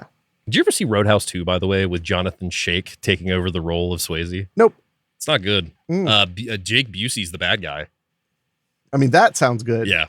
Jake Busey, I always appreciate some Jake Busey. So this leads into a party, or actually before we get to that, Patrick is, Swayze's walking with Keanu to his car, and he's basically talking about how those guys don't get the vibe of the waves and everything, and, it's all about the thrill for them, and that, you got to find something spiritual in it, which leads to him being invited to a party tonight at Bodhi's house, and he's like, Tyler knows where it is, bring her along. But then Pappas and Utah decide to follow Bunker and his gang because they fit the profile perfectly for the ex-presidents. Of course. So they're following them. They're driving recklessly. They pull up in front of this house, and he finds that they've got weapon charges. They got drug charges. So they're going to stake this place out because they think they found their guys. And they would be the most obvious culprits because, they are just unrepentant crooks. Yeah. And so you find out that they're actually pushing through a warrant. They're going to do a raid on the house in the morning. So then the night crew arrives. So we get to see that the other two agents are rolling up and they're just like, this is bullshit. And my favorite is Busey comes over with a thing of pizza and he's like, here you go, cold pizza. It's good for breakfast. Yeah. He's always doing something weird. So he tells Johnny to go home and get some sleep. Johnny, of course, goes to Bodhi's party with Tyler. Of course. So, and this is quite a party. Yeah. Yeah. we are introduced with a chick doing, what is it? Boy. Yeah. Yeah, the fire dancing. Fire dancing, and did she also blowing the flames out too? I think so. Yeah. So fire eating and poi, and Swayze is with the chick doing a tequila shot via kissing her with the lime. Ah, yes. Of course. And of course. I mean, he's Bodie. He's Bodie, yeah. Come on, so man. they're on the beach talking about how, what the biggest swell was. And that's when Bodie says that Bell's Beach next year is going to have the 50-year storm move through, which is going to bring the biggest waves that the world has ever seen. And he's going to be there to do it. Yeah, buddy. Because there's a lot of testosterone in this talk, as Tyler says. What? Because they're all talking about their experiences and how you have to not have the fear, even though the thrill is there and everything. So we get to a whole discussion of that where Tyler and Keanu end up stepping away. But then they're brought back into the group because now there's surfing to do at 5 a.m. Yeah, man. You got to get up right when the sun's out, guns out, bro. So all of them go out to the beach. They're trying to catch waves. And this is where Keanu really gets to surf for the first time. And there's a really cool montage that happens here where he is surfing and he's really happy. Bodie and his gang end up leaving them on the beach, but they leave the fire for them. Well, of course, so they don't freeze to death as they get sand in every crevice known to man. I mean, the fire provided by Rosie, which is, Beecher. Oh, yeah. I love me some Lee Jerson. So, so that he's sitting out in the water and he's just like, I want to be here for a little bit. And Tyler's just really moved by his reaction to this because he's happy. Like you can see that he's happy and she's taught him how to surf. And they have a little special moment on the beach. Yeah. A little special moment that could, cause many UTIs. Oh my, I mean, maybe not with salt water. Although the sand. Yeah. Yeah. I mean, I don't recommend it. No. Per se. So this leads us to them waking up in the morning, or Johnny waking up first, realizing he's late for his own raid. And he's on the beach saying, shit, I'm so late. Yeah, because he fell asleep on the friggin' beach. Yeah, and the sun's up now. Such a California move. So he arrives at the raid at the house, and they're like, how the fuck are you like late for your own raid? But anyway, Pappas tells him that here's what's going to happen: is he's going to act like he's looking for a little dog. He's going to go to the front door, knock, and then that's how they're going to basically bust in. So they think. So they hope. So yeah. they hope. Yeah. So Utah goes around the back of the house, and he's looking in. We see Anthony Kiedis is just shooting up on a bed. He's just giving it away now. Chest. We see a woman also showering in one part of the house, and then the guys bust in when somebody starts knocking on the door, and they start pulling out, as he calls it, a fucking arsenal. Yeah, and it becomes quite the gunfight. Yeah. And really kind of sets the tone of the rest of the big action in this film. It's moving quick, and it's just amazing that the girlfriends didn't just get obliterated immediately. Because they're just shooting in their direction. They don't even care. So what's going on now is there's a guy that's mowing his grass right next to Keanu. He's trying to radio to pull Pappas out of there because they see the guns are coming out, and of course they can't hear him. So one thing leads to another. How was that lawnmower? I don't know, but one thing leads to another, and Busey goes to pull his badge, and that's when they start pulling guns and firing. Yes, they're all in to kill them, and these guys are the kinds of psychos that like you could be like, we're police, and they're like, even better. Yeah, fuck you, pig is the number one thing we hear. Yeah. So they start firing, glass is shattering, the walls are going through, and the cops are raiding the house as best they can. A lot of fighting happens. Keanu ends up getting beat by the naked woman in the shower, and she ends up also stabbing a cop at one point. Busey gets a headshot off on this guy that is insane. Yeah. When the violence hits, it hits. Oh yeah, because Anthony Kiedis' foot gets blown up. Oh, that's like a wincing moment. Yeah. He shoots right through his sneakers. Yeah, because he's trying to run through a door. The cop gets into the door right at the same time, and the gun goes down, and he's got his finger on the trigger. Oh man, and blows his foot. Oh my god, it's gruesome. So there's the last guy that is still alive in the house. He ends up getting knocked through a window into the yard where Keanu was, because he's in the house after this point, and they have a tussle while the lawnmower's still going. Of course. So why wouldn't it? He's trying to fight this guy. This guy pulls a knife, and at one point he gets the knife knocked out of his hand, but then Keanu gets his head basically pulled right towards the lawnmower and is just mere seconds away from having the closest shave of his fucking life. Yeah, well put. Yeah. No, it's about to be a close, clean shave. Very close, clean shave. And the last one we'll ever need. And then Pappas magically shoots the lawnmower. Yeah, he shoots the engine, which stops it. I like that lawnmower had no safety mechanism at all. You could just let your hands off it and it would just keep running. What I love Busey at this part, I love Busey this entire movie, but this part specifically, this whole setup with the raid is he's walking around this neighborhood going, Scooby, anybody see my dog? Anybody see my dog? So then when he shoots the lawnmower and goes up to the guy and points the gun at him, he's like, speaking to the microphone, squid brain. That Kathryn Bigelow was like, I need another one where you don't say butthorn. And he was like, all right, I got one in the chamber. So the raid was successful? ? Like they're celebrating. It turns out that that there was a police officer. Yeah, Tom Sizemore, the great Tom Sizemore. And he was going for a long-term bust. Undercover DEA agent. Right. And he had been with them for 3 months. He had 20 kilos of uncut crystal meth that he was trying to figure out who their dealer was, and informs them that, they've got all the play-by-play of the ex-president's jobs. How could these guys be the ex-presidents when they were in Fort fucking Lauderdale, which was not where the robbery took place the same day. Right. But unfortunately, as is often the case in these types of action movies, and was the case for a very long time, probably still is to some extent, they're totally different law enforcement wings, so they don't communicate with each other. Yeah. So well, and of course, when you have somebody undercover, it's not like people are walking around going, "Hey, you looking into those guys? We have a guy there." yeah. He's a really nice guy. Oh man, his family's gonna miss him if something happens. So meanwhile, while all this is going on, Keanu goes back home and Tyler takes care of him, and they end up sleeping together that night. But then they're awakened the next morning at 5 a.m. with Bodie and his guys because there's swells in the water again, and we got to go out and catch them, guys. Gotta catch them, bruh. So as they're walking up, we see Gromit pull his pants down as he's surfing in the water, which Keanu and Tyler see, and we see that Gromit's ass matches the "thank you" written across the ass, which is hilarious. Just this moment of seeing the ass and then Swayze's reaction. They have a Swayze going, right as the ass shows. It's a one of many great moments. It's a great edit, and we also get the intercutting back to, because Gary Busey said one thing at the beginning of the movie where he's like, "The ex-presidents are ghosts." And that's when Tyler says, "You look like you've seen a ghost," and we get to hear Pappas's line again, cut back in that scene. Yeah. No, it's a solid moment. It's a solid moment. So yeah, he realizes that his buddies may be the ex-president. So he's like, hey, I forgot about something. I've got to leave, and I gotta go back. So the next scene, he's talking to Pappas, and he's followed Bodie the entire day, and he finds out that the summer season's ending. They got to do one more score. So this is probably what it's going to be. They got to get some vacation cash. So they're going to stake out this bank tomorrow that he saw them staking out earlier. Because they basically figured out that what they're doing is financing their massive travels, summer job. Yeah. They're doing it by robbing small banks again and again. And the fact that they're robbing these banks in a relatively small area is, the fact that they haven't been caught is impressive. Or stupid. Either way. Yeah.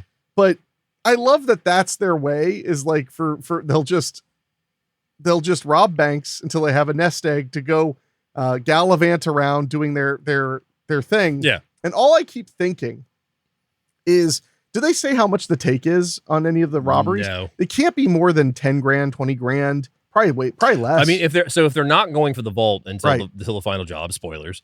If they're not going for the vault and they're going for the cash that's held in behind the counter, it can't be more than it'd be a 20. Couple, probably less, probably a couple grand here, a couple grand there.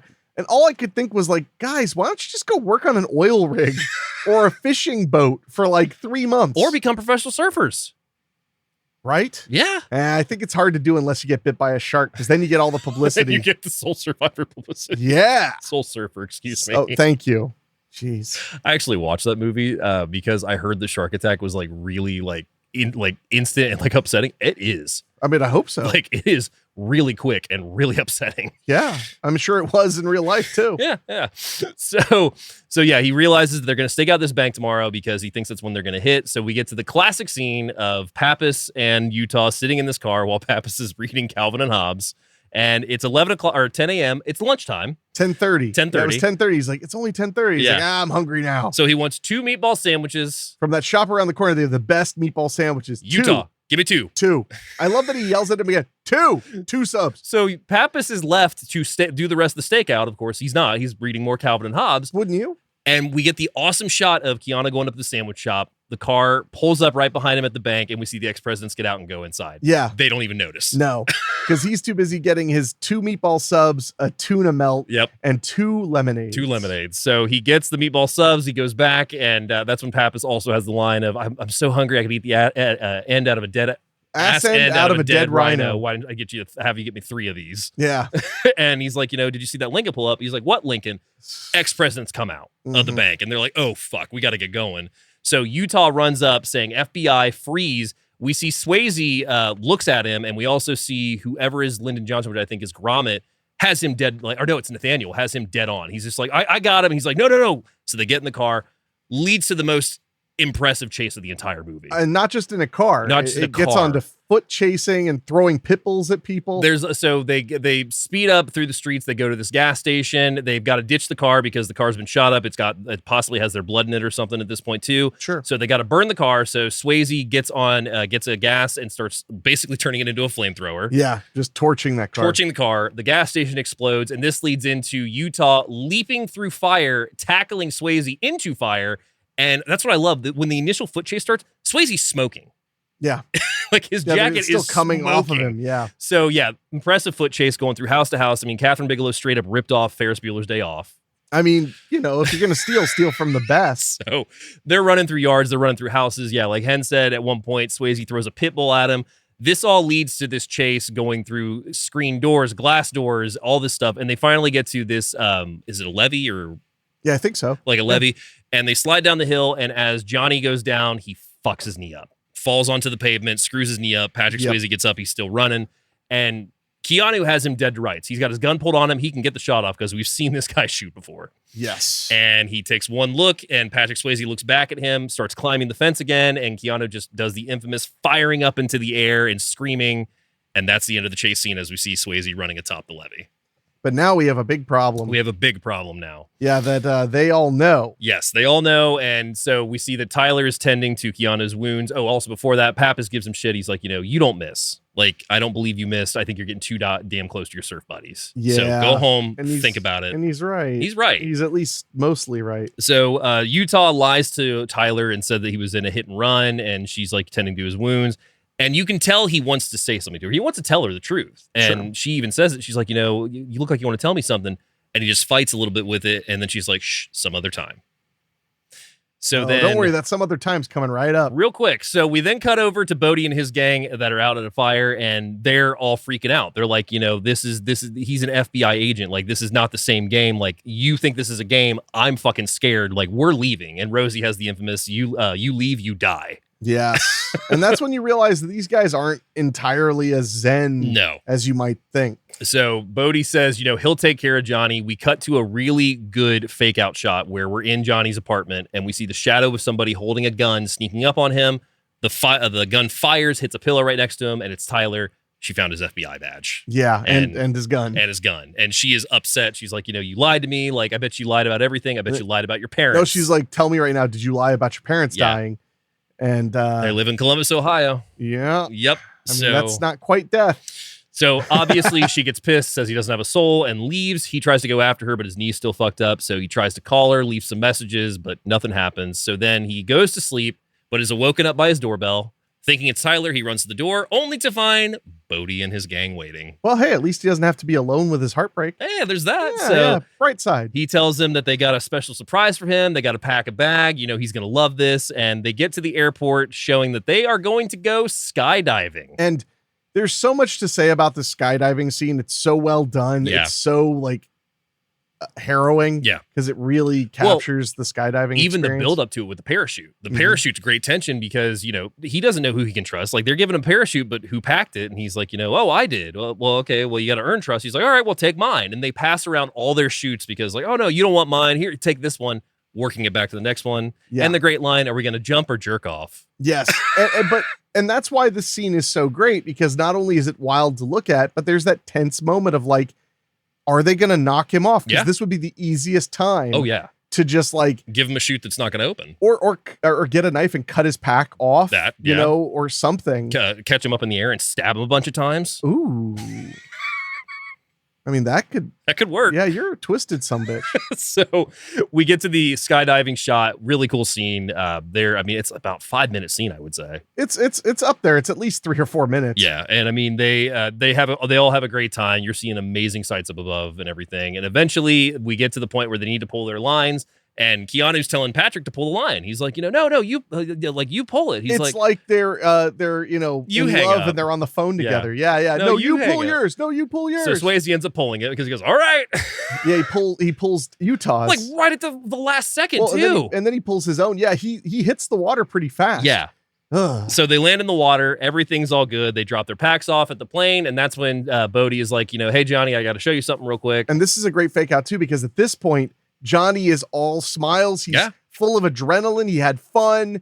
There's that relief that like they didn't try to kill him.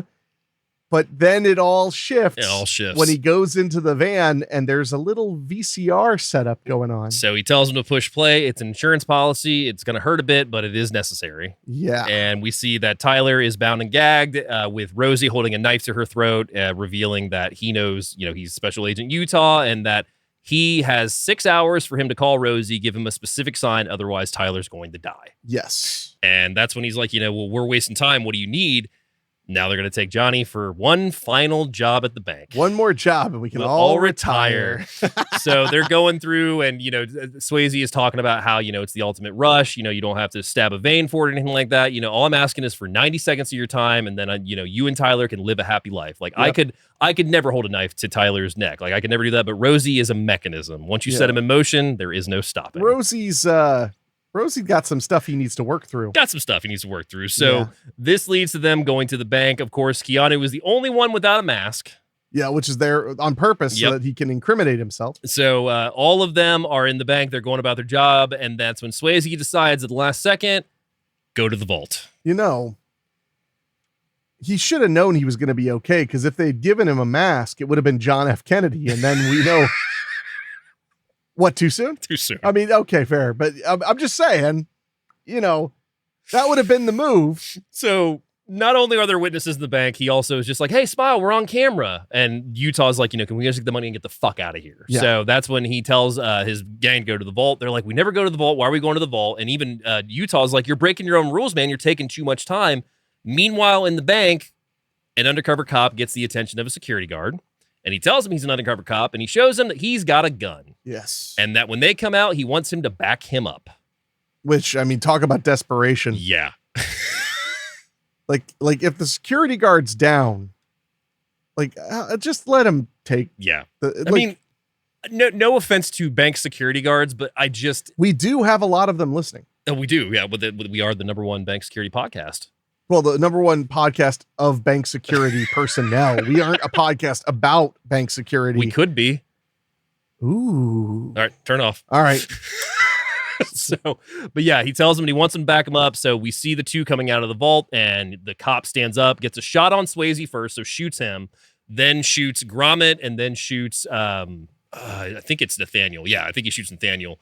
So shoots Gromit right in the neck, and we get the shot of Patrick Swayze rising up with the sideways Ronald Reagan mask, takes it off, and he just looks psychotic. Yeah, it's terrifying. And the cop has already spent his clip, so he's trying to reload. Patrick Swayze stands up, gives him 2 shots of that revolver, and he's fucking dead. Yeah. So now he's killed a police officer. Yep. Which pretty much guarantees that they'll never stop looking for him at all. Yeah. So at this point, the bank security guard's dead, the undercover cop is dead, and now also Gromit is dead because he goes to Gromit, takes off his mask, and he's just bleeding from the mouth, bleeding from the neck, and he dies right in Swayze's arm. Yeah. So that's when Nathaniel's like, are you happy, man? Did you get what you want? Like, let's fucking go. So they get ready to leave, and that's when Swayze knocks out Utah, leaving him to take the fall. Yeah. So it's a little awkward, It's a little awkward. But it is funny, though, because, on one hand, he's on camera robbing a place, but he's also the only one without a mask. Yeah. So it stinks of setup. Well, he also pulls his badge and says FBI when the cop shoots him because Utah takes 2 to the chest. Yeah, but he's wearing a bulletproof vest. The vest. Yeah. So he takes 2 to the chest and then the vest catches it, but he pulled his badge and showed that he was FBI, but not that it holds much water at this point. Not in that moment either. No. Yeah. And they did a pretty good job of somewhat realistically depicting a bulletproof vest. He didn't get machine gunned and then stand up. He was really hurt. His air, he's gasping for air. He got 2 right in the chest and just barely made it out. Not like Richie Rich, where he gets shot in the chest 5 times by John Larroquette. Yeah. I remember watching that with you recently. You're just like, holy shit. It was violent. Man. Yeah, for anybody who hasn't seen Richie Rich in a while and may have watched it on TV, you may have seen where John Larroquette shoots him once, and that's it. In the movie, he unloads the clip into Richie Rich. And honestly, that movie's a delight to this day. It's coming to the show at some point. Oh, dear. It's got to. That's a threat. So yeah, now the cops and the FBI are at the bank. They're reading Utah's rights. Pappas comes in. And he's like, he knows his goddamn rights. Take the cuffs off. Harp refuses to take the cuffs off because there's an undercover cop dead now and all this stuff. And that's when, Pappas is just like, okay, well, don't let the regular black and whites take him in. Let me take him in. And Harp is like, yeah, that's what I expect from you. Maybe just a little more pathetic and fat. And that's when Pappas goes, Harp, all these years of being a cop, I've learned one thing that you haven't. Yeah, Pappas, what's that? Boom! Respect for my elders as he punches him and knocks him the fuck out. Now that I'm thinking about it, if these guys are robbing banks within a radius that's not that big, why not just put like 2 or 3 undercover cops just in every bank? Yeah. Well, I mean, do you remember the original Town That Dreaded Sundown? How they had that whole section where they were dressing up the cops as women to infiltrate, so they could try and catch them because they thought the women would be the targets. Right. Yeah. I'm just saying, like, as I think about it, it's like they probably could. Yeah. And if you have a team of them that are like prepared for what to do, probably wouldn't be too bad. Well, so here's my question. Do you think that Utah reported any of this to Harp? Oh, well, I mean, because it happened so quick. Well, he didn't have a chance. I don't think he was avoiding it. I don't think he had a chance because from the moment he gets taken on the skydive excursion, that's it. When would he have had any time to tell anybody anything? Yeah, because I mean, they blow the stakeout obviously at the bank because that's the chase scene. Oh yeah, they blow their cover completely. Yeah. So yeah, now Utah and Pappas are speeding off to the airport because he knows where they're going. So they get to the airport and Pappas sneaks out of the car. So he's infiltrating up to the airport where they're at, gassing up the plane. Utah pulls up. He's like, I don't have any guns. Like, I'm unarmed. He's like, but you're not alone, is what Bodhi says. And he's like, good guess. So this whole leads to an exchange of him being like, call Rosie, tell him to let Tyler go. And he's like, I can't. They're on the road now. And he's like, what would I leave my own bargaining ship? Like, I'm not going to do that. And he's like, man, the ride's over. Like, cops are dead. Like, people are dead. They're going to come after you. The game's no matter done. where you go, they're going to find you now. And of course, Bodhi is just like, oh, no, I say when the game is done. Meanwhile, while this is happening, Pappas sneaks up and goes to take a shot at Nathaniel. And that's when, Nathaniel comes out, catches Pappas, gets one shot off on him, but Pappas also shoots him. That's when Roach also takes a shot as well. No, okay, he shoots Roach, then Nathaniel. Yeah. But anyway, so Pappas takes a shotgun blow to the back. He takes like 2. Killing him. Yeah, he's dead. Dead. So this all happens right in front of Utah and Bodhi. So now Nathaniel is dead, and that means that Roach and Bodhi are the only 2 left alive. It escalates very quickly at that point. Very quickly. So that's when the pilot comes out of the plane. He's like, I'm not taking you guys to San Pedro or San Juan. I can't remember where he said. Yeah, I can't remember off the top of my head. San Felipe. San Felipe, okay. So he's like, oh, shit, well, way to go and tell him where we're going. So he's like, well, Johnny, you're coming with us. Yeah. So that's when he leaves Pappas. They get on the plane. And long story short, they're flying above Mexico. And he radios to Rosie. Rosie says they have eyes on him and they're going to parachute down from the plane. But also, Roach is getting cold. Yeah, he's losing a lot of that there blood. Losing a lot of blood. And that's I one thing I've learned in life, it's keep all the blood that in your came body. with your body. You want as much of it as you can to inside. Stay. Yeah. So that's when Johnny is just like, you're getting cold because all the blood's draining out of your body, Roach. You're dying. Die. I hope it was worth it. And that's when Bodhi gets him ready to jump. Roach basically falls out of the plane. He does not jump. He's literally sitting and just falls back out of the plane. Yeah. And so that's when Bodhi says, this is where it ends, Johnny. I know you want me. I know it's so bad. It's like ass in your mouth. It's the line. I mean, so he dives out of the plane in the coolest shot of the entire movie. Yes. Where Patrick Swayze goes, adios, amigo, falls right back out of the plane. And it is a one shot where we watch Swayze dive for real. Yeah. So that was the one shot that he was allowed to. I'll get into that in the trivia. Mean, I can't imagine the insurance costs of doing that. That's one of the reasons that he was not allowed to for the longest time. So I'll get into that. So that's when Utah decides to take it upon himself to jump out of the plane after him without a parachute. Yes. And this holding is a gun. Well, of course. I mean, you got to have something to protect yourself. Yeah. I guess you could just shoot the ground to try and kill it before it kills you. There we go. I suppose that's how life works. You just got to tuck. Oh, yeah. Tuck and roll. Yeah, just. So he's flying through the sky after Bodhi and lands onto Bodhi, and Bodhi is just like, "Holy shit, man! Like, what are you doing?" He's like, I'm putting the gun to his head, and he's like, "Pull the chute," and he's like, "Nah, you pull it. No games, Bodhi. No, you pull it." And finally, he's just like, "What are you gonna do, Johnny? You got to drop the gun to pull the chute. Otherwise, what are you gonna hold on to?" So Utah drops the gun, pulls the chute. Mere seconds before they're splatted. They still hit the ground pretty hard. Yeah. Messing up Johnny's knee again. So he's limping, and Bodhi's like, you're one radical son of a bitch. And we also see that Roach did not make it to the ground alive. No. And he is dead on the ground. The money is Well, I mean, he might have made it to the ground alive. He pulled the chute. Yeah. Yeah. What matters is that he's dead. He is deceased, and the money is blowing in the wind. Not all of it, but some. So Rosie ends up pulling up in the Jeep, and as Bodie's walking up, he tells Utah, he goes, "Is that knee again? I guess you're not going to make it this time, man, or get me this time." But he tells Rosie to let Tyler go. Right. So Tyler gets released. She runs to Utah, and that's when Bodie gets in the Jeep with Rosie, and he's like, "I'll see you in the next life, Johnny." They pick up the money from Roach, and they're gone. Yep, off into the sunset. 9 months later, however, Tyler has a baby.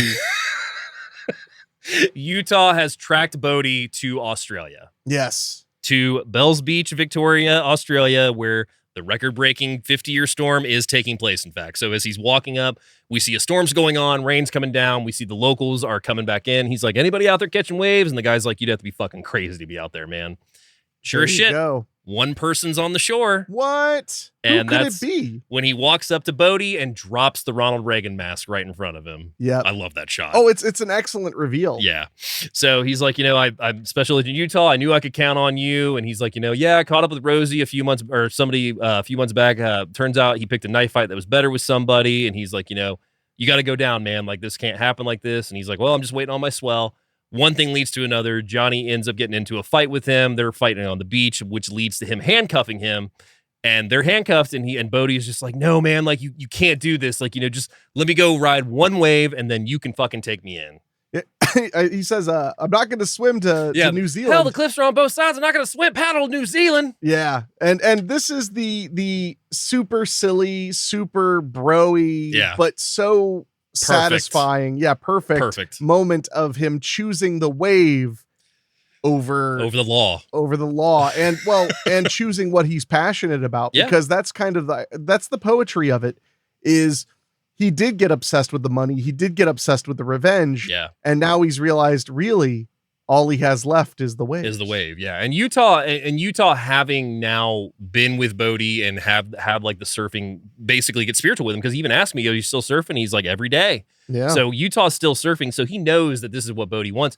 He also knows Bodie's not coming back. No. So how would he? He lets Bodie off, and he tells him Vaya con Dios, and lets him go out to the sea.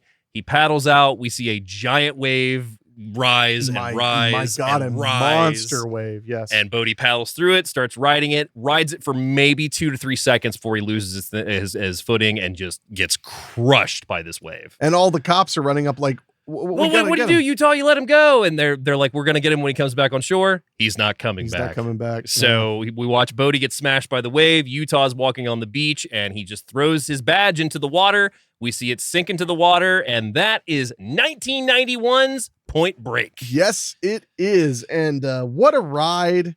What a fun, exciting, Speaking of ride, strange. Ends with Nobody Rides for Free by Rat, which was a song made specifically for the film. Yeah, because Bodie needed a lot of money to go for those rides. So would you like to know what the budget was on the movie? I would love to. $24 million is the estimation. Opening weekend, which is July 14th of 91, it takes in $8,500,000. Then grossing in U.S. and Canada, $43 million, ending up worldwide grossing $83 million, not including video, which I believe is in the trivia, which I'll get to in a second. Wow. Yeah, well, it was a hit, without a doubt. A huge hit. Massive. Shot over a period of 77 days. Wow, that actually sounds short. It does sound short. Shot mainly in Los Angeles. However, it did have production take place in Lake Powell, Utah, Ecola State Park in Oregon, Malibu, Manhattan Beach, Santa Monica, Venice, Fox Hills Mall in California, and there was a scene shot in Bells Beach, Victoria as well. Oh, they actually went to Australia went and shot there. Wow. Yep.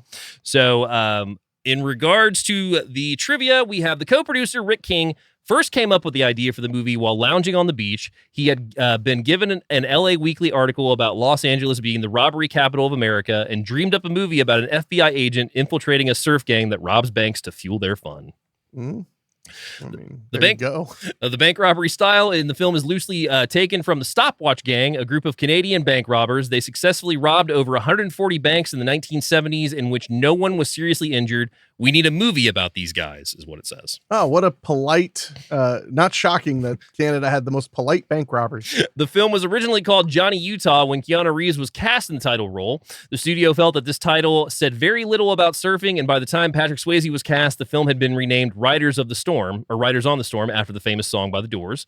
However, the lyrics had nothing to do with the film, so that the title was then also rejected, and it was not until halfway through filming that Point Break became the film's title because of its relevance to surfing. And it is said once in the movie. Yes, it is. And yeah, Johnny Utah would be such a bad title for that. What on earth?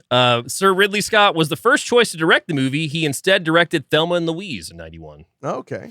Matthew Broderick was originally offered the role of Johnny Utah. Others who auditioned were Johnny Depp, Charlie Sheen, Willem Dafoe, and Val Kilmer. If we'd gotten Broderick, I mean, then it would really be a Ferris Bueller knockoff on there. Yeah. Shit. Dafoe, I could see. It'd be weird, but it'd be fun. I don't know. Because Kilmer seems too on the nose. Yeah, I would agree with that. Charlie Sheen also, I mean, he did a movie like this called No Code of Conduct. Yeah, I could see Sheen, though. Johnny Depp, maybe. I mean, it's 21 Jump Street. He and Keanu were about in the same point of their rise at that point, so I could see him being it. Kathryn Bigelow fought to have Keanu Reeves cast as Johnny Utah, insisting she wouldn't film the movie without him. The studio and producers were interested in looking at a higher profile actors at the time, like Depp. 2 months before filming, Keanu Reeves, Patrick Swayze, and Lori Petty trained with former world-class professional surfer Dennis Jarvis on Kauai, Hawaii. Jarvis remembers Patrick said he'd been on a board a couple of times. Keanu definitely had not surfed before, and Lori had never been in the ocean in her life. Wow. Okay. Yeah. Well, that's quite an escalation. The film was made during the early days of the 1990s extreme sports craze, during which the public, especially young people, became more interested in sports like skateboarding, snowboarding, skydiving, and mountain biking. The increased interest in extreme sports during the 1990s would later give birth to the X Games and Winter X Games. Oh, yeah, man. I mean, everything was extreme in the mid to late 90s. Keanu Reeves observed a real FBI agent in Los Angeles to study for the role. He also practiced with UCLA quarterback coaches to help with the football scene. Okay. I mean, I guess they really wanted that football to come across right. The beach spot where the football game is played at the beginning of the film is the same spot used for the soccer game in The Karate Kid. Nice. Yeah, I mean, you can totally tell. Oh, yeah? Oh, yeah. Oh, okay. When Bodie is introduced to Johnny Utah on the beach, he remarks that Utah's surfboard reminds him of a 57 Chevy he used to have. Swayze previously drove a 57 Chevy in Dirty Dancing in 1987. References. For many of the surfing scenes, Swayze refused to use a stunt double as he had never had one for fight scenes or car chases. Patrick Swayze cracked 4 ribs while filming the surfing scenes. Jeez. Though the cast members took surfing lessons to appear in some of the less technically complex surfing shots, many of the more dangerous shots utilized pro surfer stunt doubles during the 50-year storm scene at the end of the movie. Swayze was doubled by legendary big wave surfer Derek Dorner. Okay. Well, I mean, I can't believe he did any of the surfing. That's just asking for trouble. Patrick Swayze is not the one wearing the Reagan mask during the foot chase sequence. Instead, his stunt double, Scott Wilder, performed the scene because Swayze was in Europe doing press for Ghost. Oh, I would have assumed he had broken ribs, so he wasn't doing that scene. To get a sense of phonetic energy on the foot chase scene, Kathryn Bigelow and her crew shot the sequence with what they dubbed the Pogo Cam, which was a rig that mounted to a gyro-stabilized camera on a body-length pole that could be led by the camera shooting the actors in front or behind him. Oh, nice. Yeah. When Bodie throws a pit bull at Utah, who then pulls the dog off of him and kicks the dog out of view, the scene was shot in cuts using a fake dog and a real one. The real pit bull was gently tossed by the trainer into the actor's arms at a distance of approximately 1.5 feet. The dog had been prepped for this and was comfortable with the action. The ground was padded underneath them to ensure complete safety. The toss was completed successfully and no harm came to the animal. A fake dog was used when Utah kicked the dog. Thank goodness we would have to wait almost 20 years to find out what happens when Keanu Reeves is around a dog getting hurt. That is very true. The first skydiving scene was shot at Lake Powell 31 years later due to significant population growth in the Southwest States area and greatly increased water use as well as drought. The level of the lake had dropped 92 feet, making their landing zone approximately 70 feet above the water level. Much of what was seen in the high altitude shots is now replaced by dry canyons. Yeah, it looked like it was drying out. Yeah. To get close-ups of the actors during the skydiving sequences, a crane rig with a telescoping arm was built for each actor. The rigs enabled the cast to say their lines while the camera shot them from below and to the side to achieve the sense of floating while skydiving. In order to provide more fluid feel, the camera was on a similar rig. Okay. I mean, some of the best skydiving footage ever captured for a narrative movie. The scene in which Utah jumps after Bodie without a parachute was tested by Mythbusters in 2003. It was determined that Utah and Bodie would not have been able to free fall for 90 seconds as in the film, nor would they have been able to hold a conversation in midair. No. However, it was determined that by streamlining his body, Utah could have conceivably caught up with Bodie after jumping out of the plane. Fair enough, because that's the craziest part is that he catches up with him.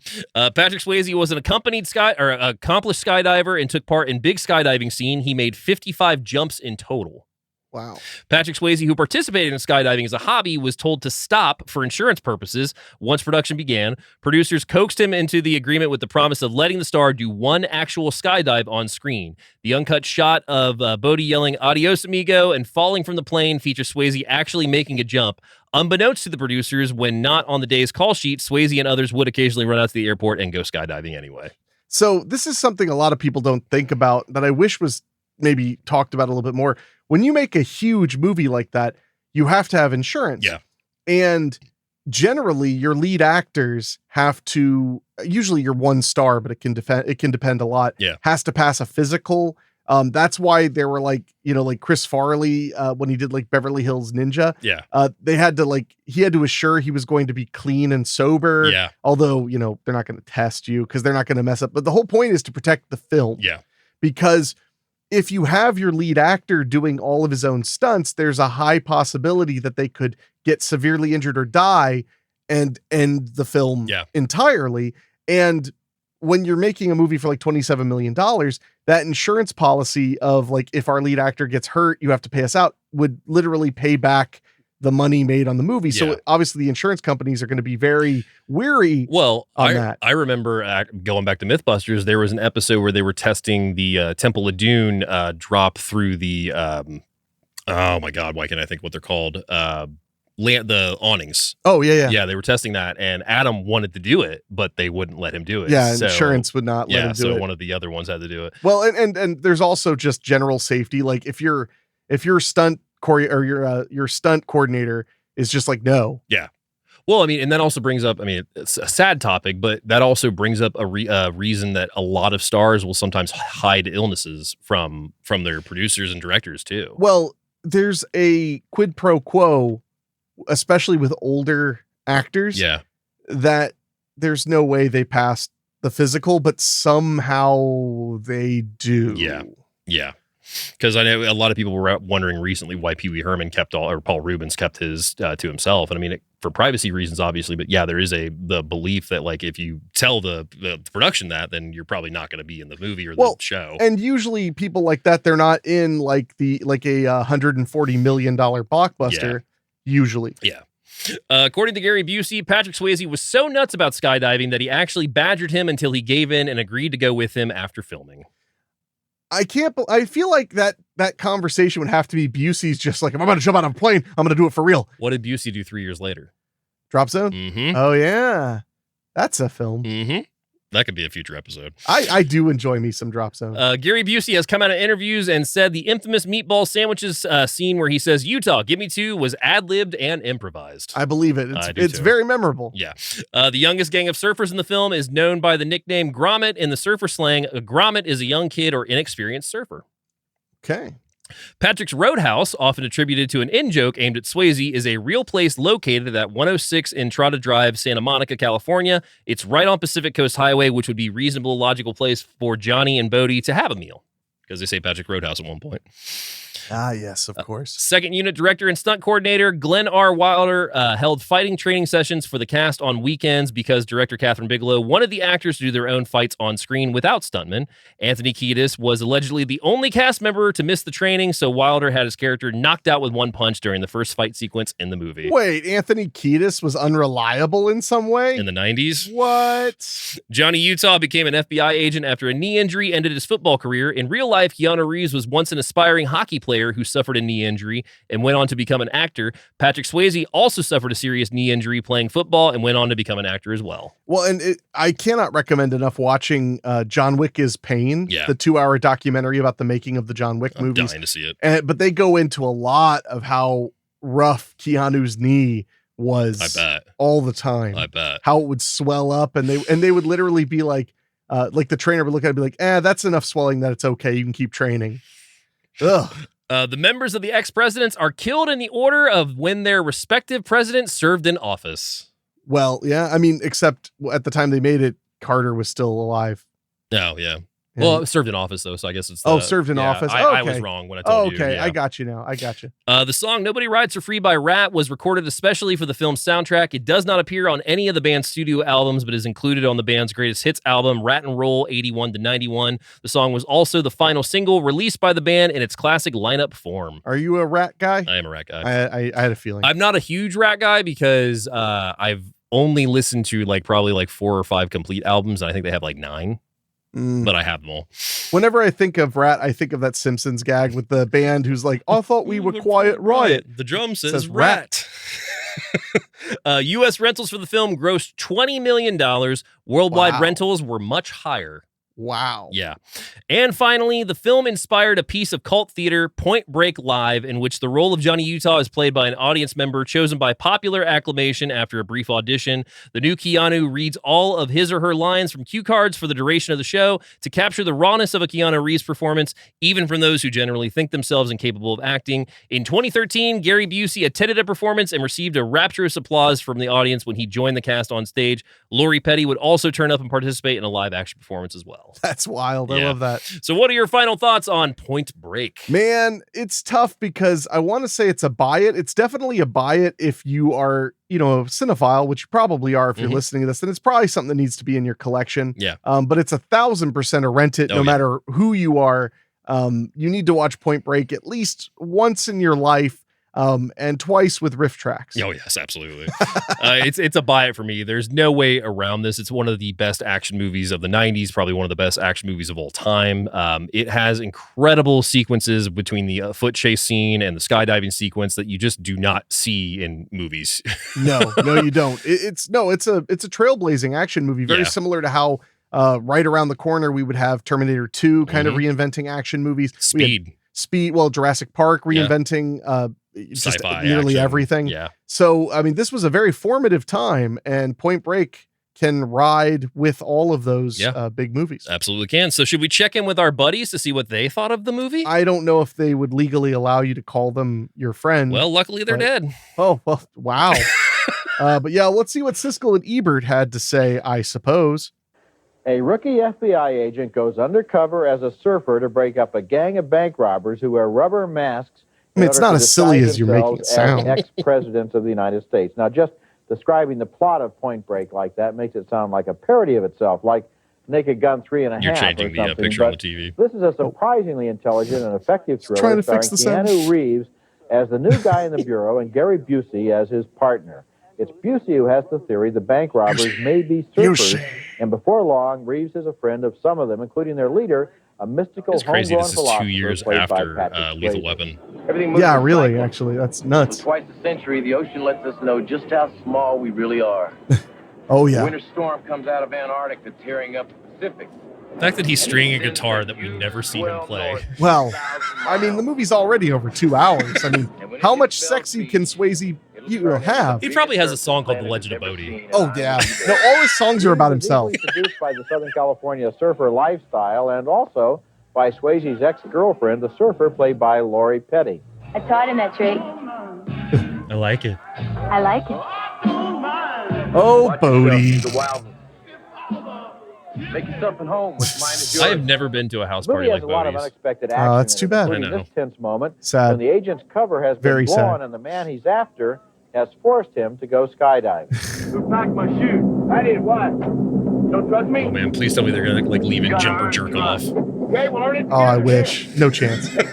Point Break was directed by Kathryn Bigelow, who made the Jamie Lee Curtis cop thriller Blue Steel a year ago, and who has a genuine sense of style that she brings to hard-boiled subject matter. What's interesting about Point Break is that it's not just a thriller about cops and robbers. It's about a young agent who is impressed by the worldview of a possible robber and who is forced to rethink his whole value system. At the same time, the movie contains terrific action sequences, including a chase scene on foot through the back streets of Santa Monica and a struggle in the skies between a man who has a parachute and another man who has a gun. Now that was really a good scene. I like this movie. The action scenes are go. very good. My problem with the picture Yes. is that so much of it is very good, and a lot of it, I think, has problems. Overstuffed. And I'll give you an example.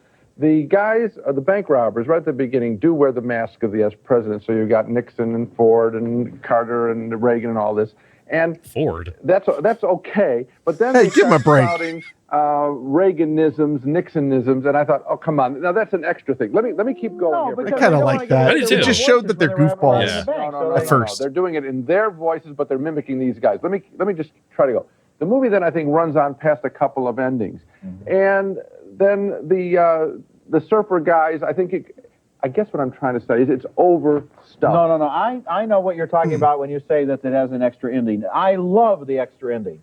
I would have hated it if it had ended at the Oh, obvious yeah. point. If he would have just rode off in the sunset, oh, You yeah. don't like the last ending. That's the point of the whole movie. That's It's the point of the break. Character. Yeah. He has this relationship Leave. I know with that. danger No. and with the sea and with his life. Okay. And it has to have that ending. That one I don't mind as much as about two other before it that are fake. There is a lot. It is a big, But I mean, big movie. the only ending is them riding off and then the wave. I don't know what other fake endings he's talking about. The movie about. is going right. I'm sure you could too.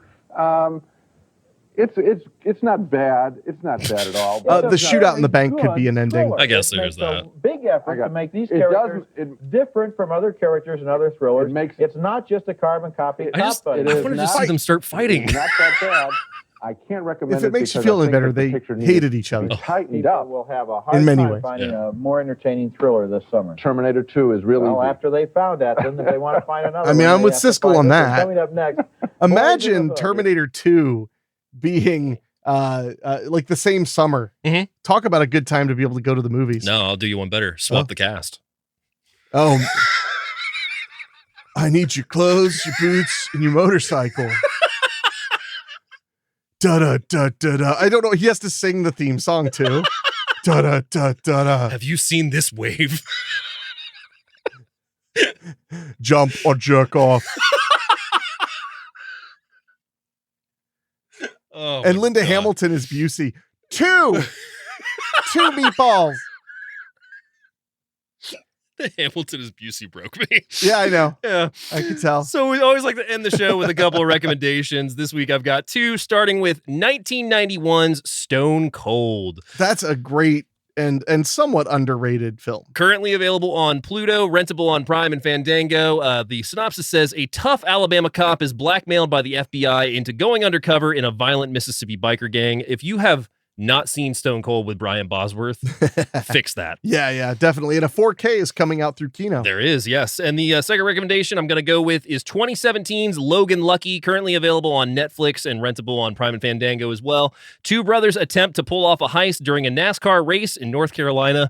One of the best heist movies in the last decade. Super fun.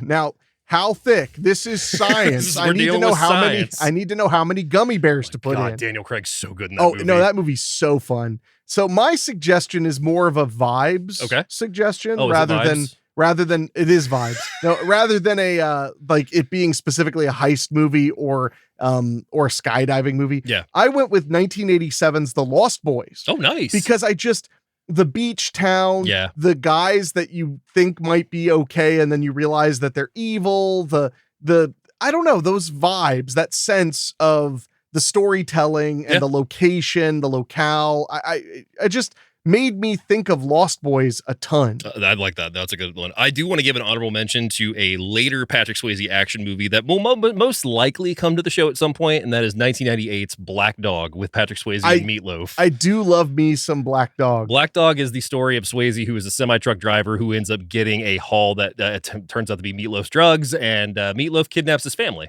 Yeah, no, I like Black Dog a lot. Black Dog's a lot of fun. Yeah, it's a good one. So do we have any emails this week? Last I checked, no, but you never know. Let's Maybe find we out. are actually loved, and but I doubt it. I mean, we did get some emails from people asking if their clients, actors, or whatever could be on the show. Oh, yeah. Which I always enjoy responding with, if we ever have a guest. Yeah. Maybe. Yeah. Because we don't. I love when they don't even look it up. Same thing happens on Weekly Spooky. People will be like, something that has nothing to do with like the last, I don't know. I could go on and on and on. It happens to a lot of podcasters, but unfortunately we have no emails. No emails. No love for us as we end Beach Month. So I will remind you though, that you can write us at doyouevenmoviepod@gmail.com. That's doyouevenmoviepod@gmail.com, or go to doyouevenmovie.com. And get a hold of us through there. And we love to hear from you. We love movie suggestions. We love to hear your thoughts on the films, especially if you may have watched the film for the first time because we're talking about it. Absolutely. That's extra fun, especially because almost all of those emails are people who finally watched Malibu High. Yeah. So that's a good stuff. But that's where you can get a hold of us, and make sure you subscribe on your favorite podcasting app, or subscribe on YouTube if you're watching us. Absolutely. We do appreciate it very much. And I've been loving the emails we've been getting. I'll take a no emails this week, since we got like 4 last week. And they were all really good ones. No, they were. I love the ones that make us talk on subjects that we haven't talked about yet. Yeah, like global politics, not those, international relations, not theory, those, campaign finance, movie reform. related topics that we have not spoken about yet. Oh, movies about campaign finance reform. You know, movies that's about, fine. Okay, Big Short. honestly, Big Short would probably come here at some well, that's point. not campaign finance. Might as well be. Wow. Dave's getting a little itchy there. Okay. So, would you like to know what we are talking about next week as we kick off August, the dumping ground month? Well, I like how you gave up, and that honestly, that's worth it alone. I mean, this actually, I'm going to give a shout out to our buddy Mike Askewy Birdman over at This Week in Geek podcast. He was the one. Because I recorded with him a couple of days ago, and he was like, "So Dave, what's coming up in August?" And I was like, "We don't know." And he was just like, "Well, what if you like?" August is like the dumping ground, right? Like, what if you covered some movies that, like, you know, came out around that time? I mean, there was never a law that there had to be theme months. You just got addicted to it. Just kind of got addicted You got addicted But to yeah, it. January is thought to be a dumping ground month for films, as is August, because January is right after the holidays, right into winter, and then August is the end of summer. End of summer, going into school. So we are going to be talking about a movie that is a remake that is actually spawning a sequel 22 years later, and that is 2003's Freaky Friday, which I probably have not watched since I was a teenager. This was a big one for my family, so I'm very excited to talk about this one. Plus, Freakier Friday is going to be coming out the week that we are talking about this. I still can't believe that's a real thing. The first time I saw a poster, I assumed it was fake. Oh yeah, well, for years I saw a fake Hocus Pocus 2 poster that was them in New York City. Taking Manhattan. Oh, God. Could be half of it on a boat, the other half in Vancouver. But yeah, Freaky Friday from 2003 is next week's movie, currently available on Disney Plus as well as rentable on Prime and Fandango. If you have not seen it in a while, this is one of Jamie Lee Curtis's best. I say that with so much sincerity. She's so great in this movie. Well, I'm a massive Jamie Lee fan. Just my mother was a massive Jamie Lee fan, and that rubbed off on me anyway. But we also have a surprise coming for this month of movies that I was happy about your reaction to. Oh, yeah. That was quite a choice. I can't wait to dive into that. Yeah, especially since I'm going to watch all the fucking movies. Hey, man, you wanted to bark it. up that tree. Literally, yeah. There we go. So, yeah, that is what we're going to be talking about next week on the show. Yes, indeed. So, I guess all that's left to say is thank you guys so much for listening. Again, subscribe on Apple Podcasts, Spotify. Leave a review. Yeah. Leave a 5-star rating. It makes a really big difference for us. You can email us at doyouevenmoviepod@gmail.com. Again, we love to hear from you. If you comment on Spotify, if you comment on YouTube, we'll take a look at it, try to respond as well. So I guess, David, all that's left to say is see you next Jumper. Give me 2. Oh, give me 2. Give That's me 2. way better than mine. Two meatballs. 2 meatballs. Two meatballs. Give me 2. 2 meatballs. Da da da da da.